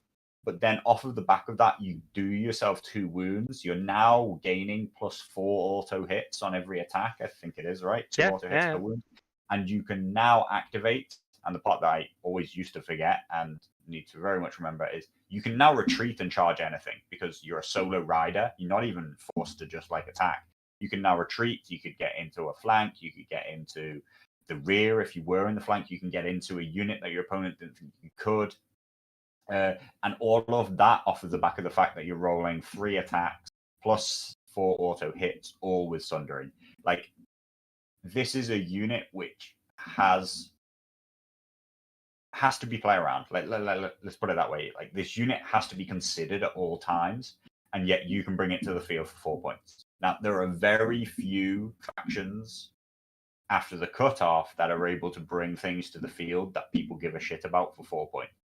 There are some Watch Marshals I noticed in and around. The unit has some value, being 4 points, has some value, being able to give +1 attack for the melee stuff within range. But I don't think it has to be considered in the way that an opponent has to consider Dragonstone Nobles. Now, yes, Sentinel can be worked around. Yes, Sentinel is never as good as you hope it's going to be. The perfect world of what Sentinel can achieve is nowhere near what Sentinel does achieve. But I still think that a pair of them in this format opens up list building opportunities that most people don't have at 8 activations. You can still put down your Stone Archers for 6, and you've still got 14 points to put on 2 more impactful units. Whereas most people, if they're going to stretch to 8 activations, are really struggling to have 3 of them be like of any real value. They're pretty much stretching out all 5 of them to be Reavers, all 5 of them to be 5-point units, 5 or a small smattering of 6. And so we see a lot of people tend back to that 7 activations, which we get whenever you take away 4-point options from everybody. The game falls back into its 7-point activation kind of sweet spot at 40 points. Sweet spot being that it feels a lot like that's where generic designing list building thinks the game is going to be played. You can kind of sit at effectively 3 flex points if you've got no access to 4-pointers outside NCUs, because you hit 3 lots of 5 for 15, 3 lots of 4 for 12 on your NCU, 27, and that gives you 2 more activations to buy for 13 points, which is like a 6 and a 7, or an 8 and a 5, at which point you've got 1 impact unit. So realistically, you're looking at a 6 and a 7 to have 2 impact units, and you basically see that here. Buying 4-point NCUs, right? Which most factions don't even have access to in this format. Exactly. So anyway, like Baratheons, I was happy enough with the NCU selection that they have in Axel Florent and Shira are actually fine. Axel Florent only doesn't succeed because Littlefinger is him but better. Whereas Axel Florent is actually fine in himself. Just like, why would you ever take him when you can take Littlefinger is the problem. So he is just a poor man's Littlefinger, and so his still continued existence, Baratheon, is quite powerful, I think. And so, Andrew was a list that I wanted to play. Courtney is a list which I somewhat stole from Ross, from Drogon, after playing into him, and I believe that he stole it somewhat from you, or like conversations with you. Yeah. But actually, the only important part, or like the keystone to this for me, is the existence of Lena, right? Like, Oh, so yeah. Lena and her role into the Red Cloak spam is, or even just outside of Red Cloak spam, so many people might have access to one okay NCU, and the rest are just filler that really do very, very little. And so if you can turn off that one single good NCU that they can bring, then this list hopes to win from the fact that I do think that Highguard and Pikemen actually have decent value. The heal is good. Yeah, the heal on attack and a 4-up save makes them a final rounder at 5 points. Now, they're no Wardens. I think that this list would be much better if just like Wardens just missed out by a tiny margin. I think this list would be much better if it could have at least one, if not two, or even all three of those 5 pointers being Wardens. I think you'd put Courtney Wardens. Yeah, like Courtney Wardens, and then like maybe another unit of Wardens, so that I think you keep just one unit. You keep one Pike because it gives you the second option for exactly to issue commands to, and like get into a position that like somebody didn't think that was going to be able to make a good charge or something like that, right? Like, gives you a second option outside of the Pike, the Highgarden riders, the Lancers. But the Lancers have a nice place in the non-existence of heavier cavalry. Stormcrow Archers, again, I think I was so surprised to find that Stormcrow Archers were negatively rated, right? So like they're in both of my lists because I just think that they're a good unit. I think they're just the worst. Here, without access to the 4-point unit, we see how thinly you spread your points to get to 8 activations. Yeah. Now, I initially thought that I would be playing at 7 with this list, but the thing is that the list itself, with highly maneuverable Highgarden pikemen and riders of Highgarden that are very aggressively mindseted and wanting to charge, feels that this list wants to be at 8. This wants to stretch to 8, want to get there. So like I made sacrifices to be at 8. But I do feel that it's sacrifices once you're running pikemen, all of which are fine units, but like none of them are setting the world on fire. No. You've spent one of your flex points on Stormcrow Archers, one more of them on Highgarden pikemen, and then you've brought a Lena, and suddenly you are thinking, I don't really have anything that's brilliant. I just have to make it work by having an extra activation. And that's where I become like a bit nervous about, oh shit, like I'm playing into another 8 activation, or I'm playing into a 9 activation list that now out activates me, and I don't have anything that I'm just like, yeah, but he won't be able to deal with this unit, so it's fine. This is actually the whole conversation point that I discussed with Ross, and I originally did it was a meme. All right, it was a bit of a meme. I ran triple Highgarden pikemen and the double riders. And I can't remember if I ran it with a Lena or not, but I put in Renly or Paramount, and I stuck in Brienne because I just wanted to run around with Lord Paramount because he's my favourite Renly side commander. Not because he's the best, he's just fun. I love him. I love his cards. I think they're great fun. And I thought, fuck it, just put Brienne in there as well. But it's exactly what you actually said is really important. The list functionally doesn't work at 7 because at 7 you might as well just take Hedge Knights over the Highgarden riders, and at 7 you're now not playing the same kind of game because it's exactly the same problem that riders of Highgarden.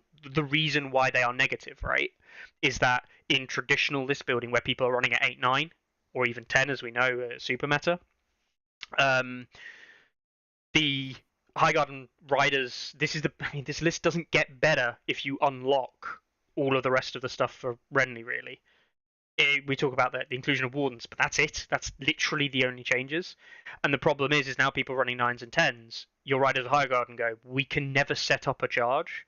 Mhm. They always get countercharged. They always get pinned down, Yeah. and then they get pinned down, and they're 5/6s, and you're like, I'm paying 6 points for something worse than Stormcrow, something arguably worse than Stormcrow mercenaries. Yeah. And then you're just screwed. And again, the list doesn't work. So this won't work only list. Yeah, this list only works because you've got activation advantage or potential activation advantage, or at least parity.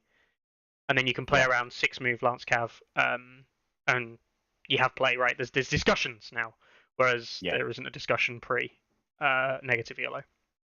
No. So interestingly enough, like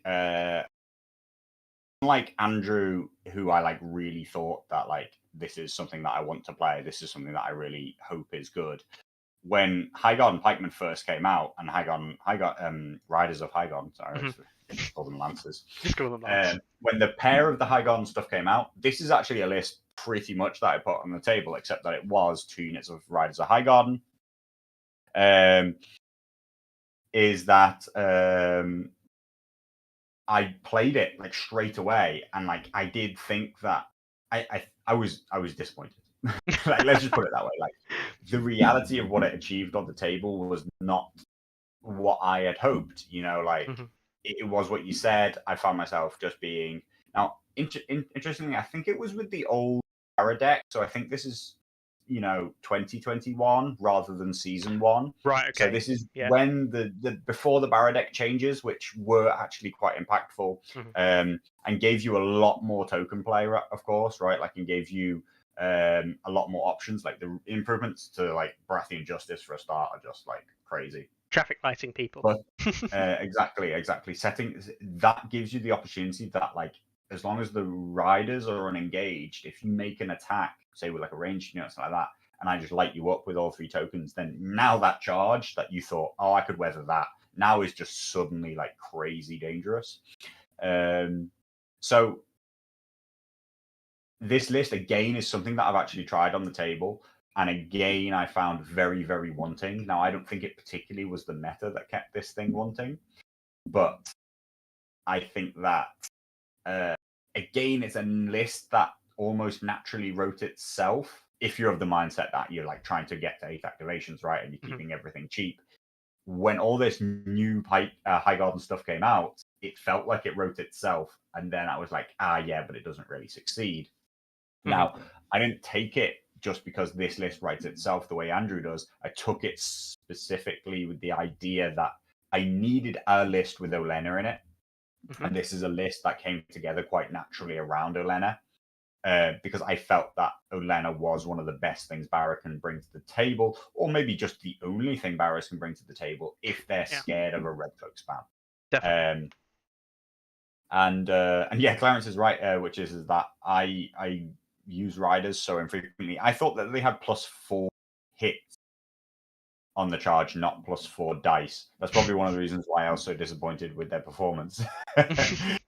10 dice hitting on 4s, even with rolls on the charge, is nowhere near as good as 6 dice hitting on 4s with 4 auto hits, right? Like, one of those is 7. The other one is it works out to be 7 with rerolls. You go to 8, 9, whereas one of them is 7.5. Yeah, basically. But the real difference is the weakened. Yes. And the 4+ to hit is what kills them, Yeah, right? 100%. So like they're engaged, their charge over things that remove rerolls is 5 hits. really, really dampened, and a weakened token kills them even more than that, because you're going to massively, you're going to half the damage that they do with a weakened token. So it's very useful and important that Barras have good token control. They have Stag's Wit to keep that off you. They also have, when you take away the best NCUs, you still have access to Shira Errol, who can take away tokens on letters as well as on bags.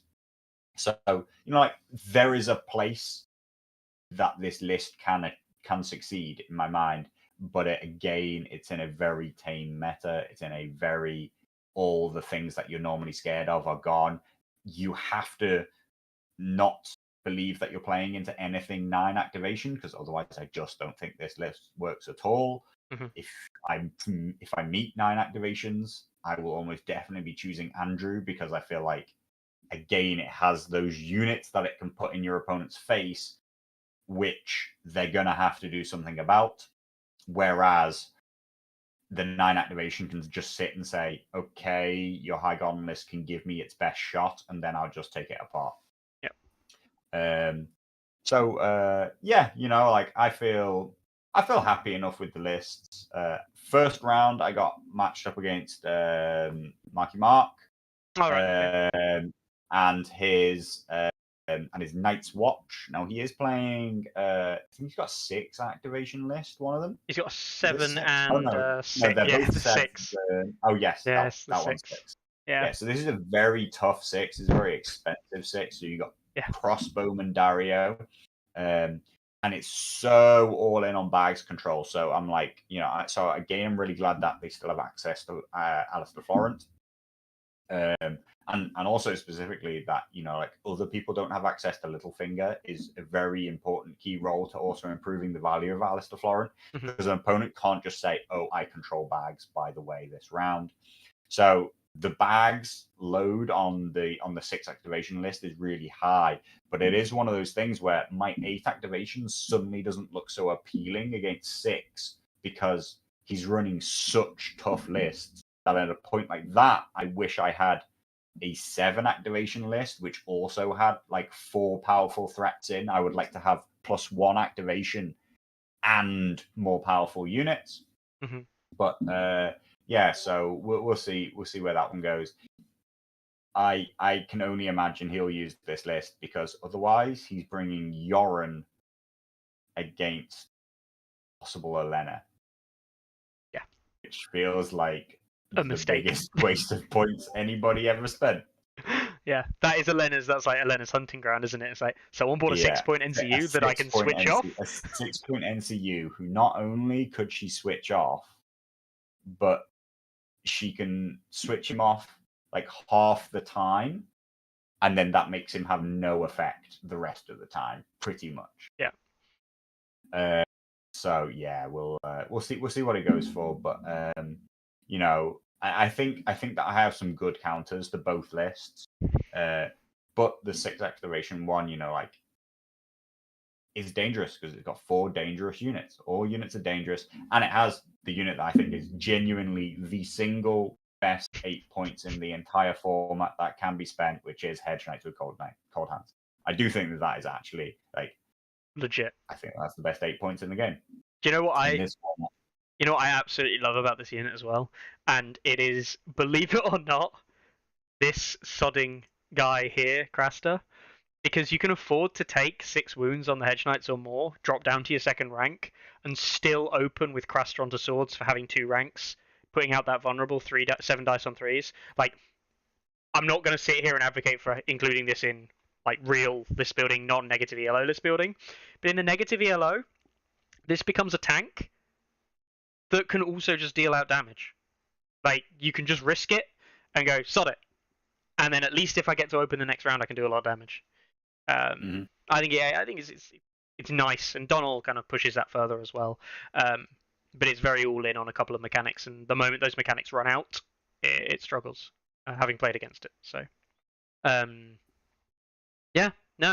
look forward to seeing those games, and of course, more than that game, loads of other games going on. A lot of Night's Watch commanders, though. People really kind of like looking at Night's Watch as the 28% of players picking up Night's Watch. People did look. I looked and thought, you know what, Night's Watch, we've got Swarm Brothers.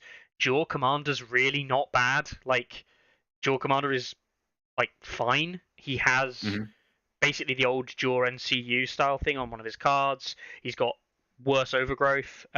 He's got some other nice stuff that's just good. You can't die from panic checks, which against a red cloak spam is actually quite memey, because you can run conscripts and not be afraid of just getting panicked to death at range. That's actually quite useful for conscripts against the red cloak spam. But like, yeah, I thought Night's Watch would be good. I do think Night's Watch are probably still going to be good outside of maybe Baratheon. I'm really tossed up between Baratheon and Night's Watch being the best faction. I can imagine Lannisters have the best skew, and that's the thing. Is like, I think Baratheons and Night's Watch have the best list pair building, but I can imagine this Lannister Red Cloak build might just be the best thing. And you go, what command are you running? And you go, gives a shit. Gregor, because he gives you more actions. Right? Like Gregor is by far the most popular commander inside of it. I mean, he does enable the whole more actions. Like assault orders, and the +2 wounds also enables like some incredibly explosive plays off of that. People also pairing him very commonly. So it's interesting that these are all things that people wouldn't have the spare, shall we say, points for in normal Lannister list building where you'd be stretching to get to 8. Mm-hmm. Here, they're very comfortably resigned to the fact that they're playing 7. So now suddenly they have spare points to buy. Decipher's one. He runs Assault Veteran, IPs, right? Sandor. And he runs Sandor the Hound. Because he's able to play a 6, a 7, a 7, a 7. Still have the points for Joffrey and High Sparrow. I think the sneaking in of High Sparrow, because I think he was again an NCU just on the borderline of whether or not he would make it. The sneaking in of High Sparrow is quite significant. I do think that Joffrey, High Sparrow, Red Cloak combo, I mean, in some ways, it was what was 2021 about. Yeah, it was what considered to dominate the entire game when Red Cloaks first came out with their initial 2 actions on a charge ruling, right? Yeah. This is what everybody was terrified would now become the new most dominant thing. The reality is that it has not panned out in that way at all, partly because of the errata to change, partly because Red Cloaks went from a 3+ to a 4+ to hit, which means that they're not just an all-round phenomenal unit. I do think that people are talking about the fact that, like, Olenna and some other stuff can counter the Joffrey crowns, and that will just switch the list off entirely. But that's not true, because like Red Cloaks still are a pretty good 6-point unit, right? They're perfectly serviceable at 6. Exactly. Yeah. But like Evil says, but that 4-point to hit is the problem. If there was still a 3+ to hit, I'd say this list would just flat out win, because turn off the panic and they just don't care. They're still actually just one of the best point for point, pound for pound, units out there. Mm-hmm. You're gonna find it almost impossible to turn off their crowns and money bag ability on the same round, right? So they're either putting out tons of tests, or they're at least resistant to panic damage themselves, and probably both. A lot of rounds for anybody who doesn't have abilities to switch off NCUs. So I do think that this list could well go the whole way. I do think that it has a lot of generic strength, generic damage, good generic sustain. High Sparrow provides burst sustain. Gregor provides burst damage. I'm gonna just whack you. Yeah, exactly. And assault orders and overrun and price of failure, all of which now just like you can turn something that shouldn't be a kill into a kill. There is. And then Joffrey's just like the cherry on top. If I can switch on my take a test every time I do something, then I'm also the best ranged unit in the game. So it's going to be very interesting to see how far those Red Cloaks go. There is one thing I will say about it, which is its downfall, and a downfall that I've noticed a lot when running certain types of builds of Lannister, and just a general kind of like lacking that I've seen in certain lists throughout negative ELO, and that is a complete and utter dearth of token play. And we know that this is bad. The Targaryens, right? Targaryens lack token play. And what does this mean? They just become inconsistent. and we know that inconsistencies from lack of tokens is a problem. Only the 2 vulnerables from Sandor and Gregor, and basically no access to panic tokens natively, is going to be a bad thing for that list. It's going to be a bad thing. No weaken tokens either. It's going to be a bad thing on the whole part for a lot of actual negative ELO lists, I think, is that they don't have any form of way of going, this isn't going to go that badly for me. Yeah. It's not going to go well, potentially, but it's not going to go badly either. The lack of Pycelle is a hit because he's just your first Lannister NCU to put in, and that weaken token really would help keep the Red Cloaks on maximum ranks to then allow the High Sparrow heal and grind, fail and grind, and their inability and inaccess to Warcry. I'm actually, and that's a non-access to the Champion of the Faith, but also a non-access to Poor Fellows as well, really. Yeah. Not that they're the perfect conduit for it anymore. We have seen, I think WAP has, relatively, somewhat successfully moved into using Red Cloaks with a Champion of the Faith in the Red Cloaks. Yeah, 6 morale. I'm sure Decipher would rather have picked Red Cloaks instead of Assault Veterans. The Intimidating Presence has great value, but when you can't put out panic tokens to make your tests more reliable, you are really hoping for luck.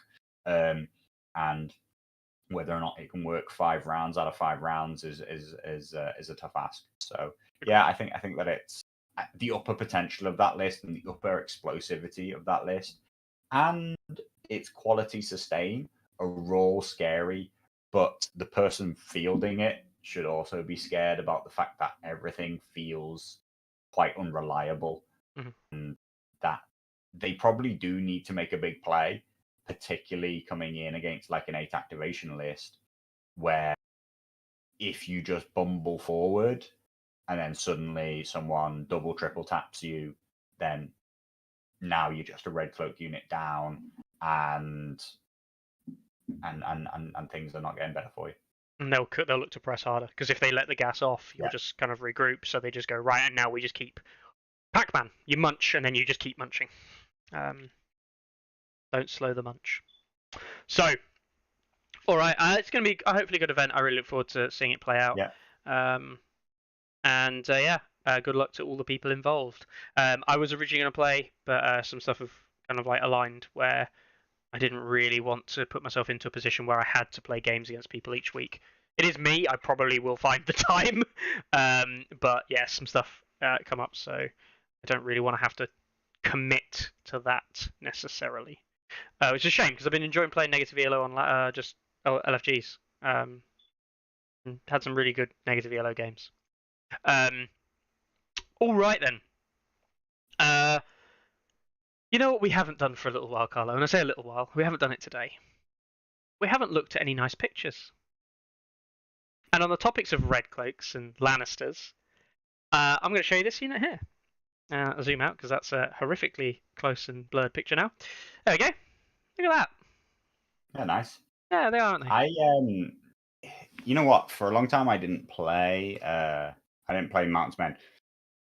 I mean, partly because they're shit, but interestingly, I didn't like particularly early on how they were the only Lannister unit that deviated from the rest of the Lannister aesthetic. Mm-hmm. But I think in isolation, they are actually quite a nice unit. I find them quite jarring on the battlefield. They have the problem now against all the red Lannisters. Yeah, they have the problem now as well, where I think they're a bit. The Sculpts do show their age a little bit now, and that's they're dated. They're dated in their own regard, but like at the time, I don't think that they were that far behind. Mm-hmm. But I do think that they're nice. They're nice when they're done. When they're given the time of day. We see the full Lannister kind of list here from the same player. His roster of stuff that he's got for his Lannisters. I quite like his version of the tactics board as well, with the map of Westeros. I love that. Mm-hmm. So this is one of many treats that you're going to get today. What are you going to say to those? I like the Red Cloaks. Particularly. Yeah, I'm actually just looking at the Red Cloaks as. See, the Warrior Sons are unfortunately another unit that I feel like they jar against the rest of what the Lannisters are. I mean, but they are the paint. It looks great, like like great zeros, guys. But yeah, this is like people often ask me like why I don't play Lannisters anymore, and it's because Barras just do the same thing but better, and I include that in terms of like I like the way the Barras look on the battlefield more than I like the way Lannisters look on the battlefield, because Lannisters are becoming increasingly disjointed in the way their units look, whereas Barras, despite the fact that they have this dual loyalty, they actually look really, really consistent and cohesive. That's what I like about Barras. I really like, and this is really weird, I really like the crossbowmen models, even though they're dated, right? The crossbow models are quite nice, even if they could do with a bit of a touch-up. And the new guardsmen feel good when you look at them compared to them. They're nice. But you're right, Red Cloaks are probably on the verge of being... Red Cloaks models are lovely, actually. And the sculpts are lovely, but like they're a little bit... The Roman bit... Praetorian aesthetic is a little bit on the cusp of what you can get away with. And the poor fellows are poor fellows. You can kind of accept that one and just say they're poor fellows. They're not meant to be the same. Because, like that's part of the problem, which is that basically the last time that I really played Lannisters was when it was poor fellows. was when I was only playing Poor Fellows or only playing Poor Fellows and Warrior Sons, because they felt consistent together. But I don't like Poor Fellows next to the rest of Lannisters. I don't want them to. They don't feel right to me. That's where Chris F&M's Poor Fellows, where he's done them with like tabards and stuff, those felt much better. They did feel a lot better. But I agree, they are a bit out of place. But so basically, like to be honest, I've only just really like come to this realization during the discussion. But like I feel like I kind of knew it in the back of my mind. I probably won't really go back to loving Lannisters until a like somewhat competitive Lannister build includes only real House Lannister units, right? Like when I'm very happy that I'm not hamstringing myself by putting crossbowmen, red cloaks, champion, Knights of Castle Rock, and guards, and guardsmen on the table. Pyromancers, red cloaks, City Watch. They're all on the periphery edge of. They're all good enough to tie in. When those core Lannister-looking units come together in a competitive list, a list that I want to field, is when I want to play Lannisters again. That's fair enough. You've got to enjoy the aesthetic of the army that you play, at least somewhat. Yeah, I mean, and the problem is that Barras do like so much of the same stuff in so much of the same way, and they hit that aesthetic for me, whereas the Lannisters aren't. You say that after a huge amount of conversion, removing a huge number of hammers. Okay, yeah, well, I have a thing against hammers, but but I didn't. I was just something that I chose to do. I do think that like the models themselves, their periphery units being their Relore stuff, or the High Garden stuff, right? Like somehow they both individually pair up against the core Barras well enough, and interestingly, the fact that they have this loyalty mechanic, which means that I never feel that the best Baratheon army has Relore stuff sat next to High Garden stuff, means that I'm actually happier with the faction, as it were, because to me that aesthetic would feel horrible. Too many antlers. No, now you've lost me, because Stag Knights don't exist, so that's where most of the antlers are. No, but I just think that the core Baratheons, the Wardens, Sentinels don't exist, so don't have to worry about them. Champions of the Stag, the Wardens and the Champions of the Stag, the two real Baratheon units that exist, they pair very, very nicely with High Garden stuff, and they pair very, very nicely with Relore stuff, and that creates armies that I want to play, both in terms of their rules, their power level, and their aesthetic. And that's third one is where I fall out of favor with Lannisters right now. is that the lists that I want to create in terms of their rule interactions and the balance of the list falls apart at the aesthetic part. That's fair. That's very fair. That's a long way of saying 0. There you go. That was Willie Bunks there, who's been pretty big on online since joining the game. So shout out to him.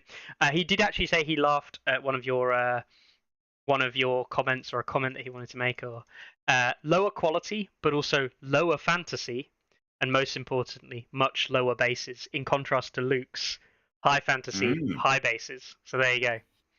Yeah. Yep. Yeah, there we go. You hit it nail on the head. I like low fantasy, low bases.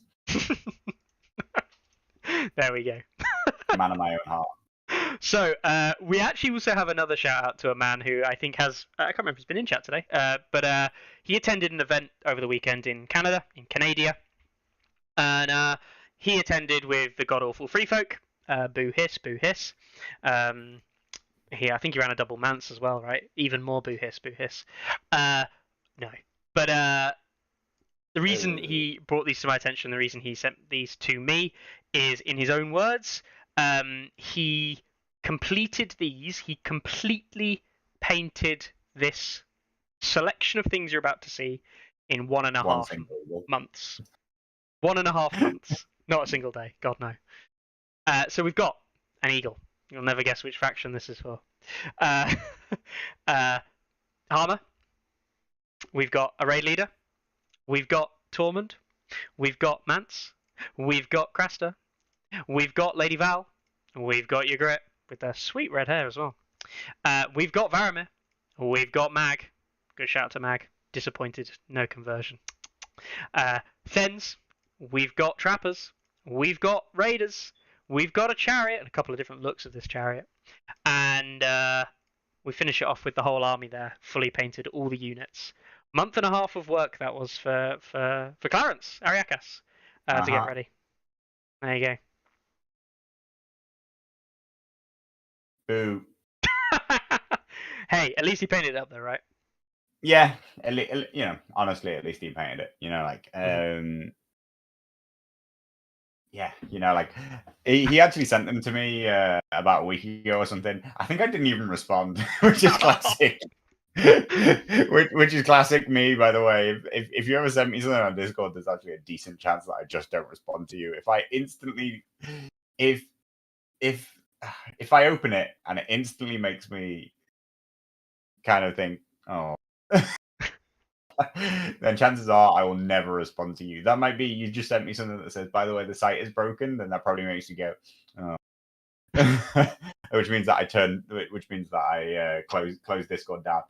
And I didn't respond to him. Not that I really hate on Free Folk, but this is obviously like one of the top. This is the top list that exist in the game right now. And for a top player who already wins in his area to paint specifically the top list, it's like one step above faction shifting power gaming. You know what I mean? So like, Clarence, I really love that you sent them to me. I really love that you acknowledge. I think you already said like, you're gonna hate me, but here's these pictures. I'm really glad that you painted them rather than just put them on the table. Mm-hmm. But still, I would have loved to have seen a mammoth, because then it would have felt like you didn't paint them just to power game. But yeah, the effort is commendable. To if you're going to power game, if you're going to faction switch to the very best thing in the game, if you're going to be a meta chaser, as Evil Sponge puts it, then yeah, you should be willing to put in the effort to paint them.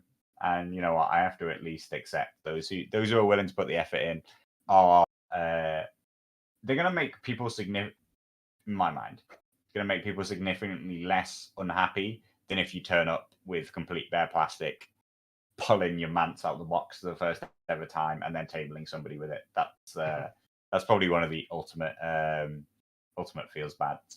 I mean, in a small way, I guess. On a positive side for you, Carlo, you'll be glad that he only went 2-2. So he made the play, and then it didn't play out for him in the end. He didn't get the 4-0. But yeah, there we go.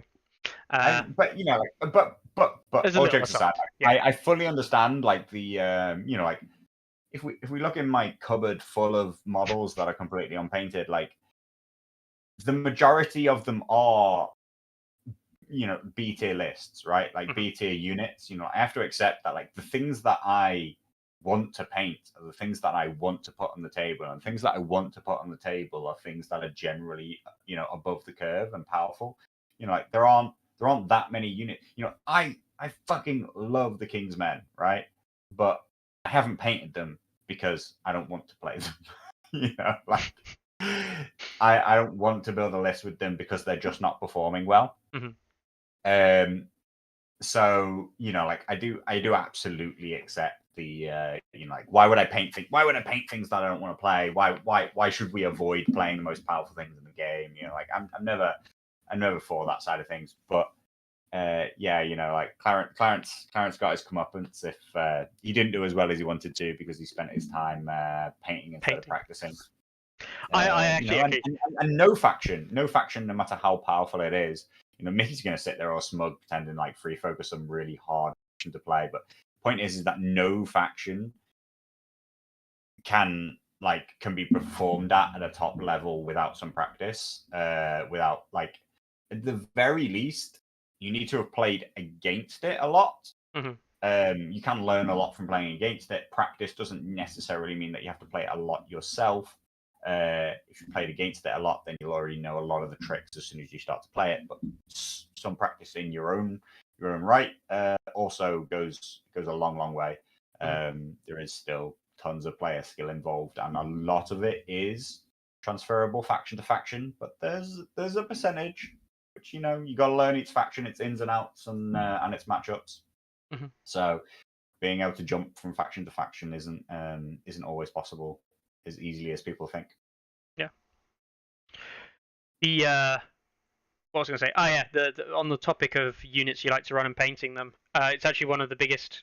It's not a regret because I'm glad I did it. I'm actually quite happy with the finished product. But one of the first things you remember I painted, Carlo, is I've got 4 painted Savage Giants that are actually, in my opinion, quite nice. And I've barely fielded them. And because Giants have just always been shit since the starter came out, all the way through. If someone came out tomorrow and said the new free folk balance came out and like Mounts is crap, whatever, but Giants were pretty good, you know, Carlo wouldn't be happy because they're solo bases. But but I'll be running like 3 or 4 Giants in the list, going, yeah, sod it, let's go. These are painted for a reason. Yeah, that's the kind of thing I enjoy painting. The reason I painted Mag, I just love painting stuff like that. Don't give a shit about rank and file guy A and guy B. Who gives a shit? So yeah, big shame there. Clarence can get a meta chasing 0. A meta chasing 0. Is that a 0 that runs across the screen every now and Yeah. then? All right, we're on to the one last unit. Now, Carlo knows this unit. He's actually seen this unit a lot. And this is because he actually sent it to me a couple weeks ago, and I completely forgot because we had some other stuff come up. It's this unit here. This is a unit of Bloody Mama Skirmishers that have been...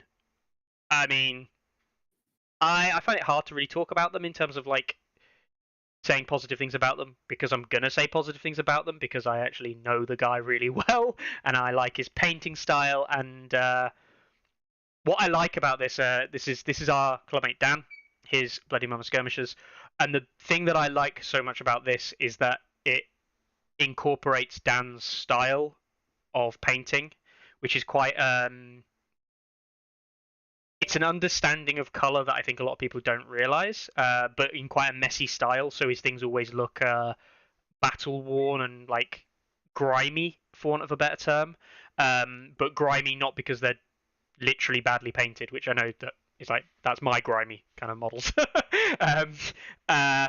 And what I like that one of the things that Dan has done is he's really incorporated off the back of things like Tim Whitney and Chris F&M, is he's moved towards like bright colors as well. And like this unit here, just it's lovely. And that's just the color side of it, right? Never mind if people look very carefully. As is classic, Dan. God damn. Every model here is converted. Yeah. In some way, shape, or form. Yeah, there's if you start to look closely, there's huge numbers of head swaps. You got 12. You got 12 unique different heads and faces there. 12 unique weapon combinations. All the shields additions. My favorite is actually the guy at the back left, guy with the blue beard and the axe. He's got like an axe. I think he has a pair. I think it might be an axe and a mace. You can't quite see what's in his left hand very well. But honestly, for some reason, I just love the way he's holding that axe and his little like a Mongol hat that he's got on. He does it for me big time. I really like, for me, it's the two guys on the right, both first and second rank on the right. The guy, the traditional mummer poser is pointing forward. It's meant to be a dagger, but he's changed it to a pointing hand. I like the idea that he's kind of pointing before like plunging in or something. I quite like. But the guy second, who's just stood there with the serrated sword and shield in hand, quite a passive pose. But actually, I think it's really like that's the classic for me when I was growing up. You're playing a barbarian or warrior, and that's the pose he has, and he's like, "Yeah, come on then." I think the shields work incredibly well in this unit, which is surprising considering that you don't really think that they should do. But I mean, Dan's stuff. It's weird because Dan's stuff, like it does up here, like up close when you look at it and start analyzing it. It's hard to appreciate how much conversion and effort goes into it when it's far across the table from you, because like when every single model has been converted, it's hard to comprehend that not a single model in the army is duplicated in a game where most people have like 3 to 6 versions of every single model because they're using the same model in 1 or 2 units 3 times over. Am I right? Am I right in saying that Dan has actually converted most of, if not all of, the dogs in the Bottom Bastard Girls? A good proportion of them are just models from different ranges. And he's actually got a pack of dogs which are different as well, not coloured differently, but actual different dogs. And my favourite thing, which again I'll give him a shout out for this. My favourite thing in the world, if anyone gets to play him in an event anytime soon, he has a Vargo Hote list. Obviously, he's paying neutrals, and credit to him where credit due. He's taken his punches with playing neutrals into me and Carlo. He made banners which are literal goats for the list, activation markers that are just goats, and I thought that was fantastic. Which I believe now also currently one of them, when you're not playing Vargo, one of them doubles as a battle goat inside of his inside of his Bottom Bastard Girls. One of the hounds is now a battle goat, but outstanding zeros. Absolutely, zeros nonetheless. Zeros nonetheless. We've got meta chasing zeros, outstanding zeros, and zeros that just zeros for good effort because the bases are flat. So zeros I can't fully appreciate because I just don't love Lannisters the way I used to. We're sorry, poor Willy Bunks. He just doesn't love Lannisters. All right then. Well, we'll start to wrap up now. Obviously, talked about negative ELO. We talked about the great models that we've got coming out in Sculpts and the great models that people have painted up. Events that have been run, events that are coming up to. I think apart from negative ELO, there's not really much in the way of scope for this end of year. We've still got the Spanish event, the team Spanish event that's going on next year, where we're still trying to work out some kinks with that. I believe they're trying to get. I think the date's set, but they're just trying to make sure everything else is set away with that. So if you are interested in attending that in Spain, definitely have a look. Obviously, Always Winter is in March. Yes, March. Always Winter in March, where I believe a lot of tickets have been sold already. I think there might. I don't know if they've sold out, but if they haven't sold out, there'll be basically none left to buy, like 3 or 4 left. So do get on the waiting list if they are sold out for Always Winter. A great event last year, and I'm looking forward to going back up again this year. We've got, I think that's pretty much it. The guys in Chelmsford obviously doing their monthly tournaments. I've invited myself and you, Carlo, down probably multiple times now. Various messages saying we should go down to Essex, play down in an event down there. It's a long way. I might go down to see my family, which is why I said I might go down one day. But I didn't get invited. you didn't get invited. You haven't spoken to. Honestly, Mark will probably mention it to you. Mark will literally mention to you when you play your negative yellow game. He's relentless at selling those monthly events. But yeah, no. Obviously, all those kind of things and all the other events that are happening in and around. I really hope the event in Scotland, the Bannock Bastards was this weekend actually, I think. But yeah. No, I think it was last weekend. Last weekend, because right. A couple of guys from Scotland, Stephen and a couple of guys from Glasgow made it down to Leeds. So that's good. I think it was interesting. Not to harp on about Leeds, but Leeds as a central venue in the UK managed to attract some people from Scotland and some people right from the south coast, which is been something that I didn't manage to achieve when I ran an event in Durham. It just seems that that extra hour and a half north that Durham is really stops people from coming from down south. And so I do think that centralized venues around the Leeds area, Sheffield area, will be the future success of UK mid-sized non-GT tournaments. Also, random shout out to Woody if you're watching Tourney Ground today, and you've just joined the Discord as a patron for stats. Hey, that was random. Timed that really randomly. All right then. So let's run through the tournaments that are going on all around the world. So we've got an event happening in Perchil, Spain. I don't know where that is. Sorry, I've never heard of this place. But I hope it goes really well. Another happening in Athens. This is another Athens con event happening in Greece. They had not Athens con. It was one of the other cons I think in Greece not too long ago.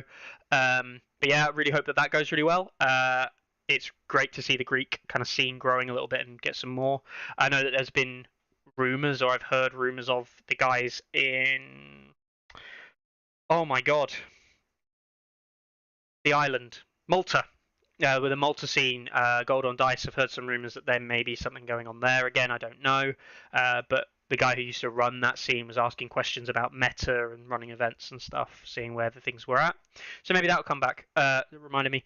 We've got 2 events happening in Poland, one in Krakow and one in Katowice. I hope those go well. We've got another event happening in Spain, this time in Barcelona.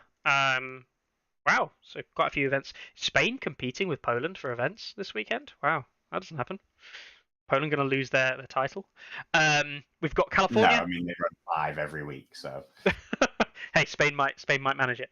Yeah, one in California, Los Angeles. Great to see us. I didn't know there was much of a scene in LA, so that's good. I haven't heard much about the LA scene. Shout out to West Coast Bannerman, who'll probably know all about it. Clash of Kings happening in Russia. We've got a league happening in France, in La Salvetat Saint-Gilles. We've got Kazan, post-national syndrome. An event happening, of course, the Russian nationals happening not too long ago. So an event happening in Kazan in Russia. Obviously trying to kind of utilize the back of that kind of nationals event to get some more hype for the game and people playing. There we go. 2 more events happening in Poland on the Sunday. One in Puławy and one in Gdansk. Of course, both the Krolm guys there running that one.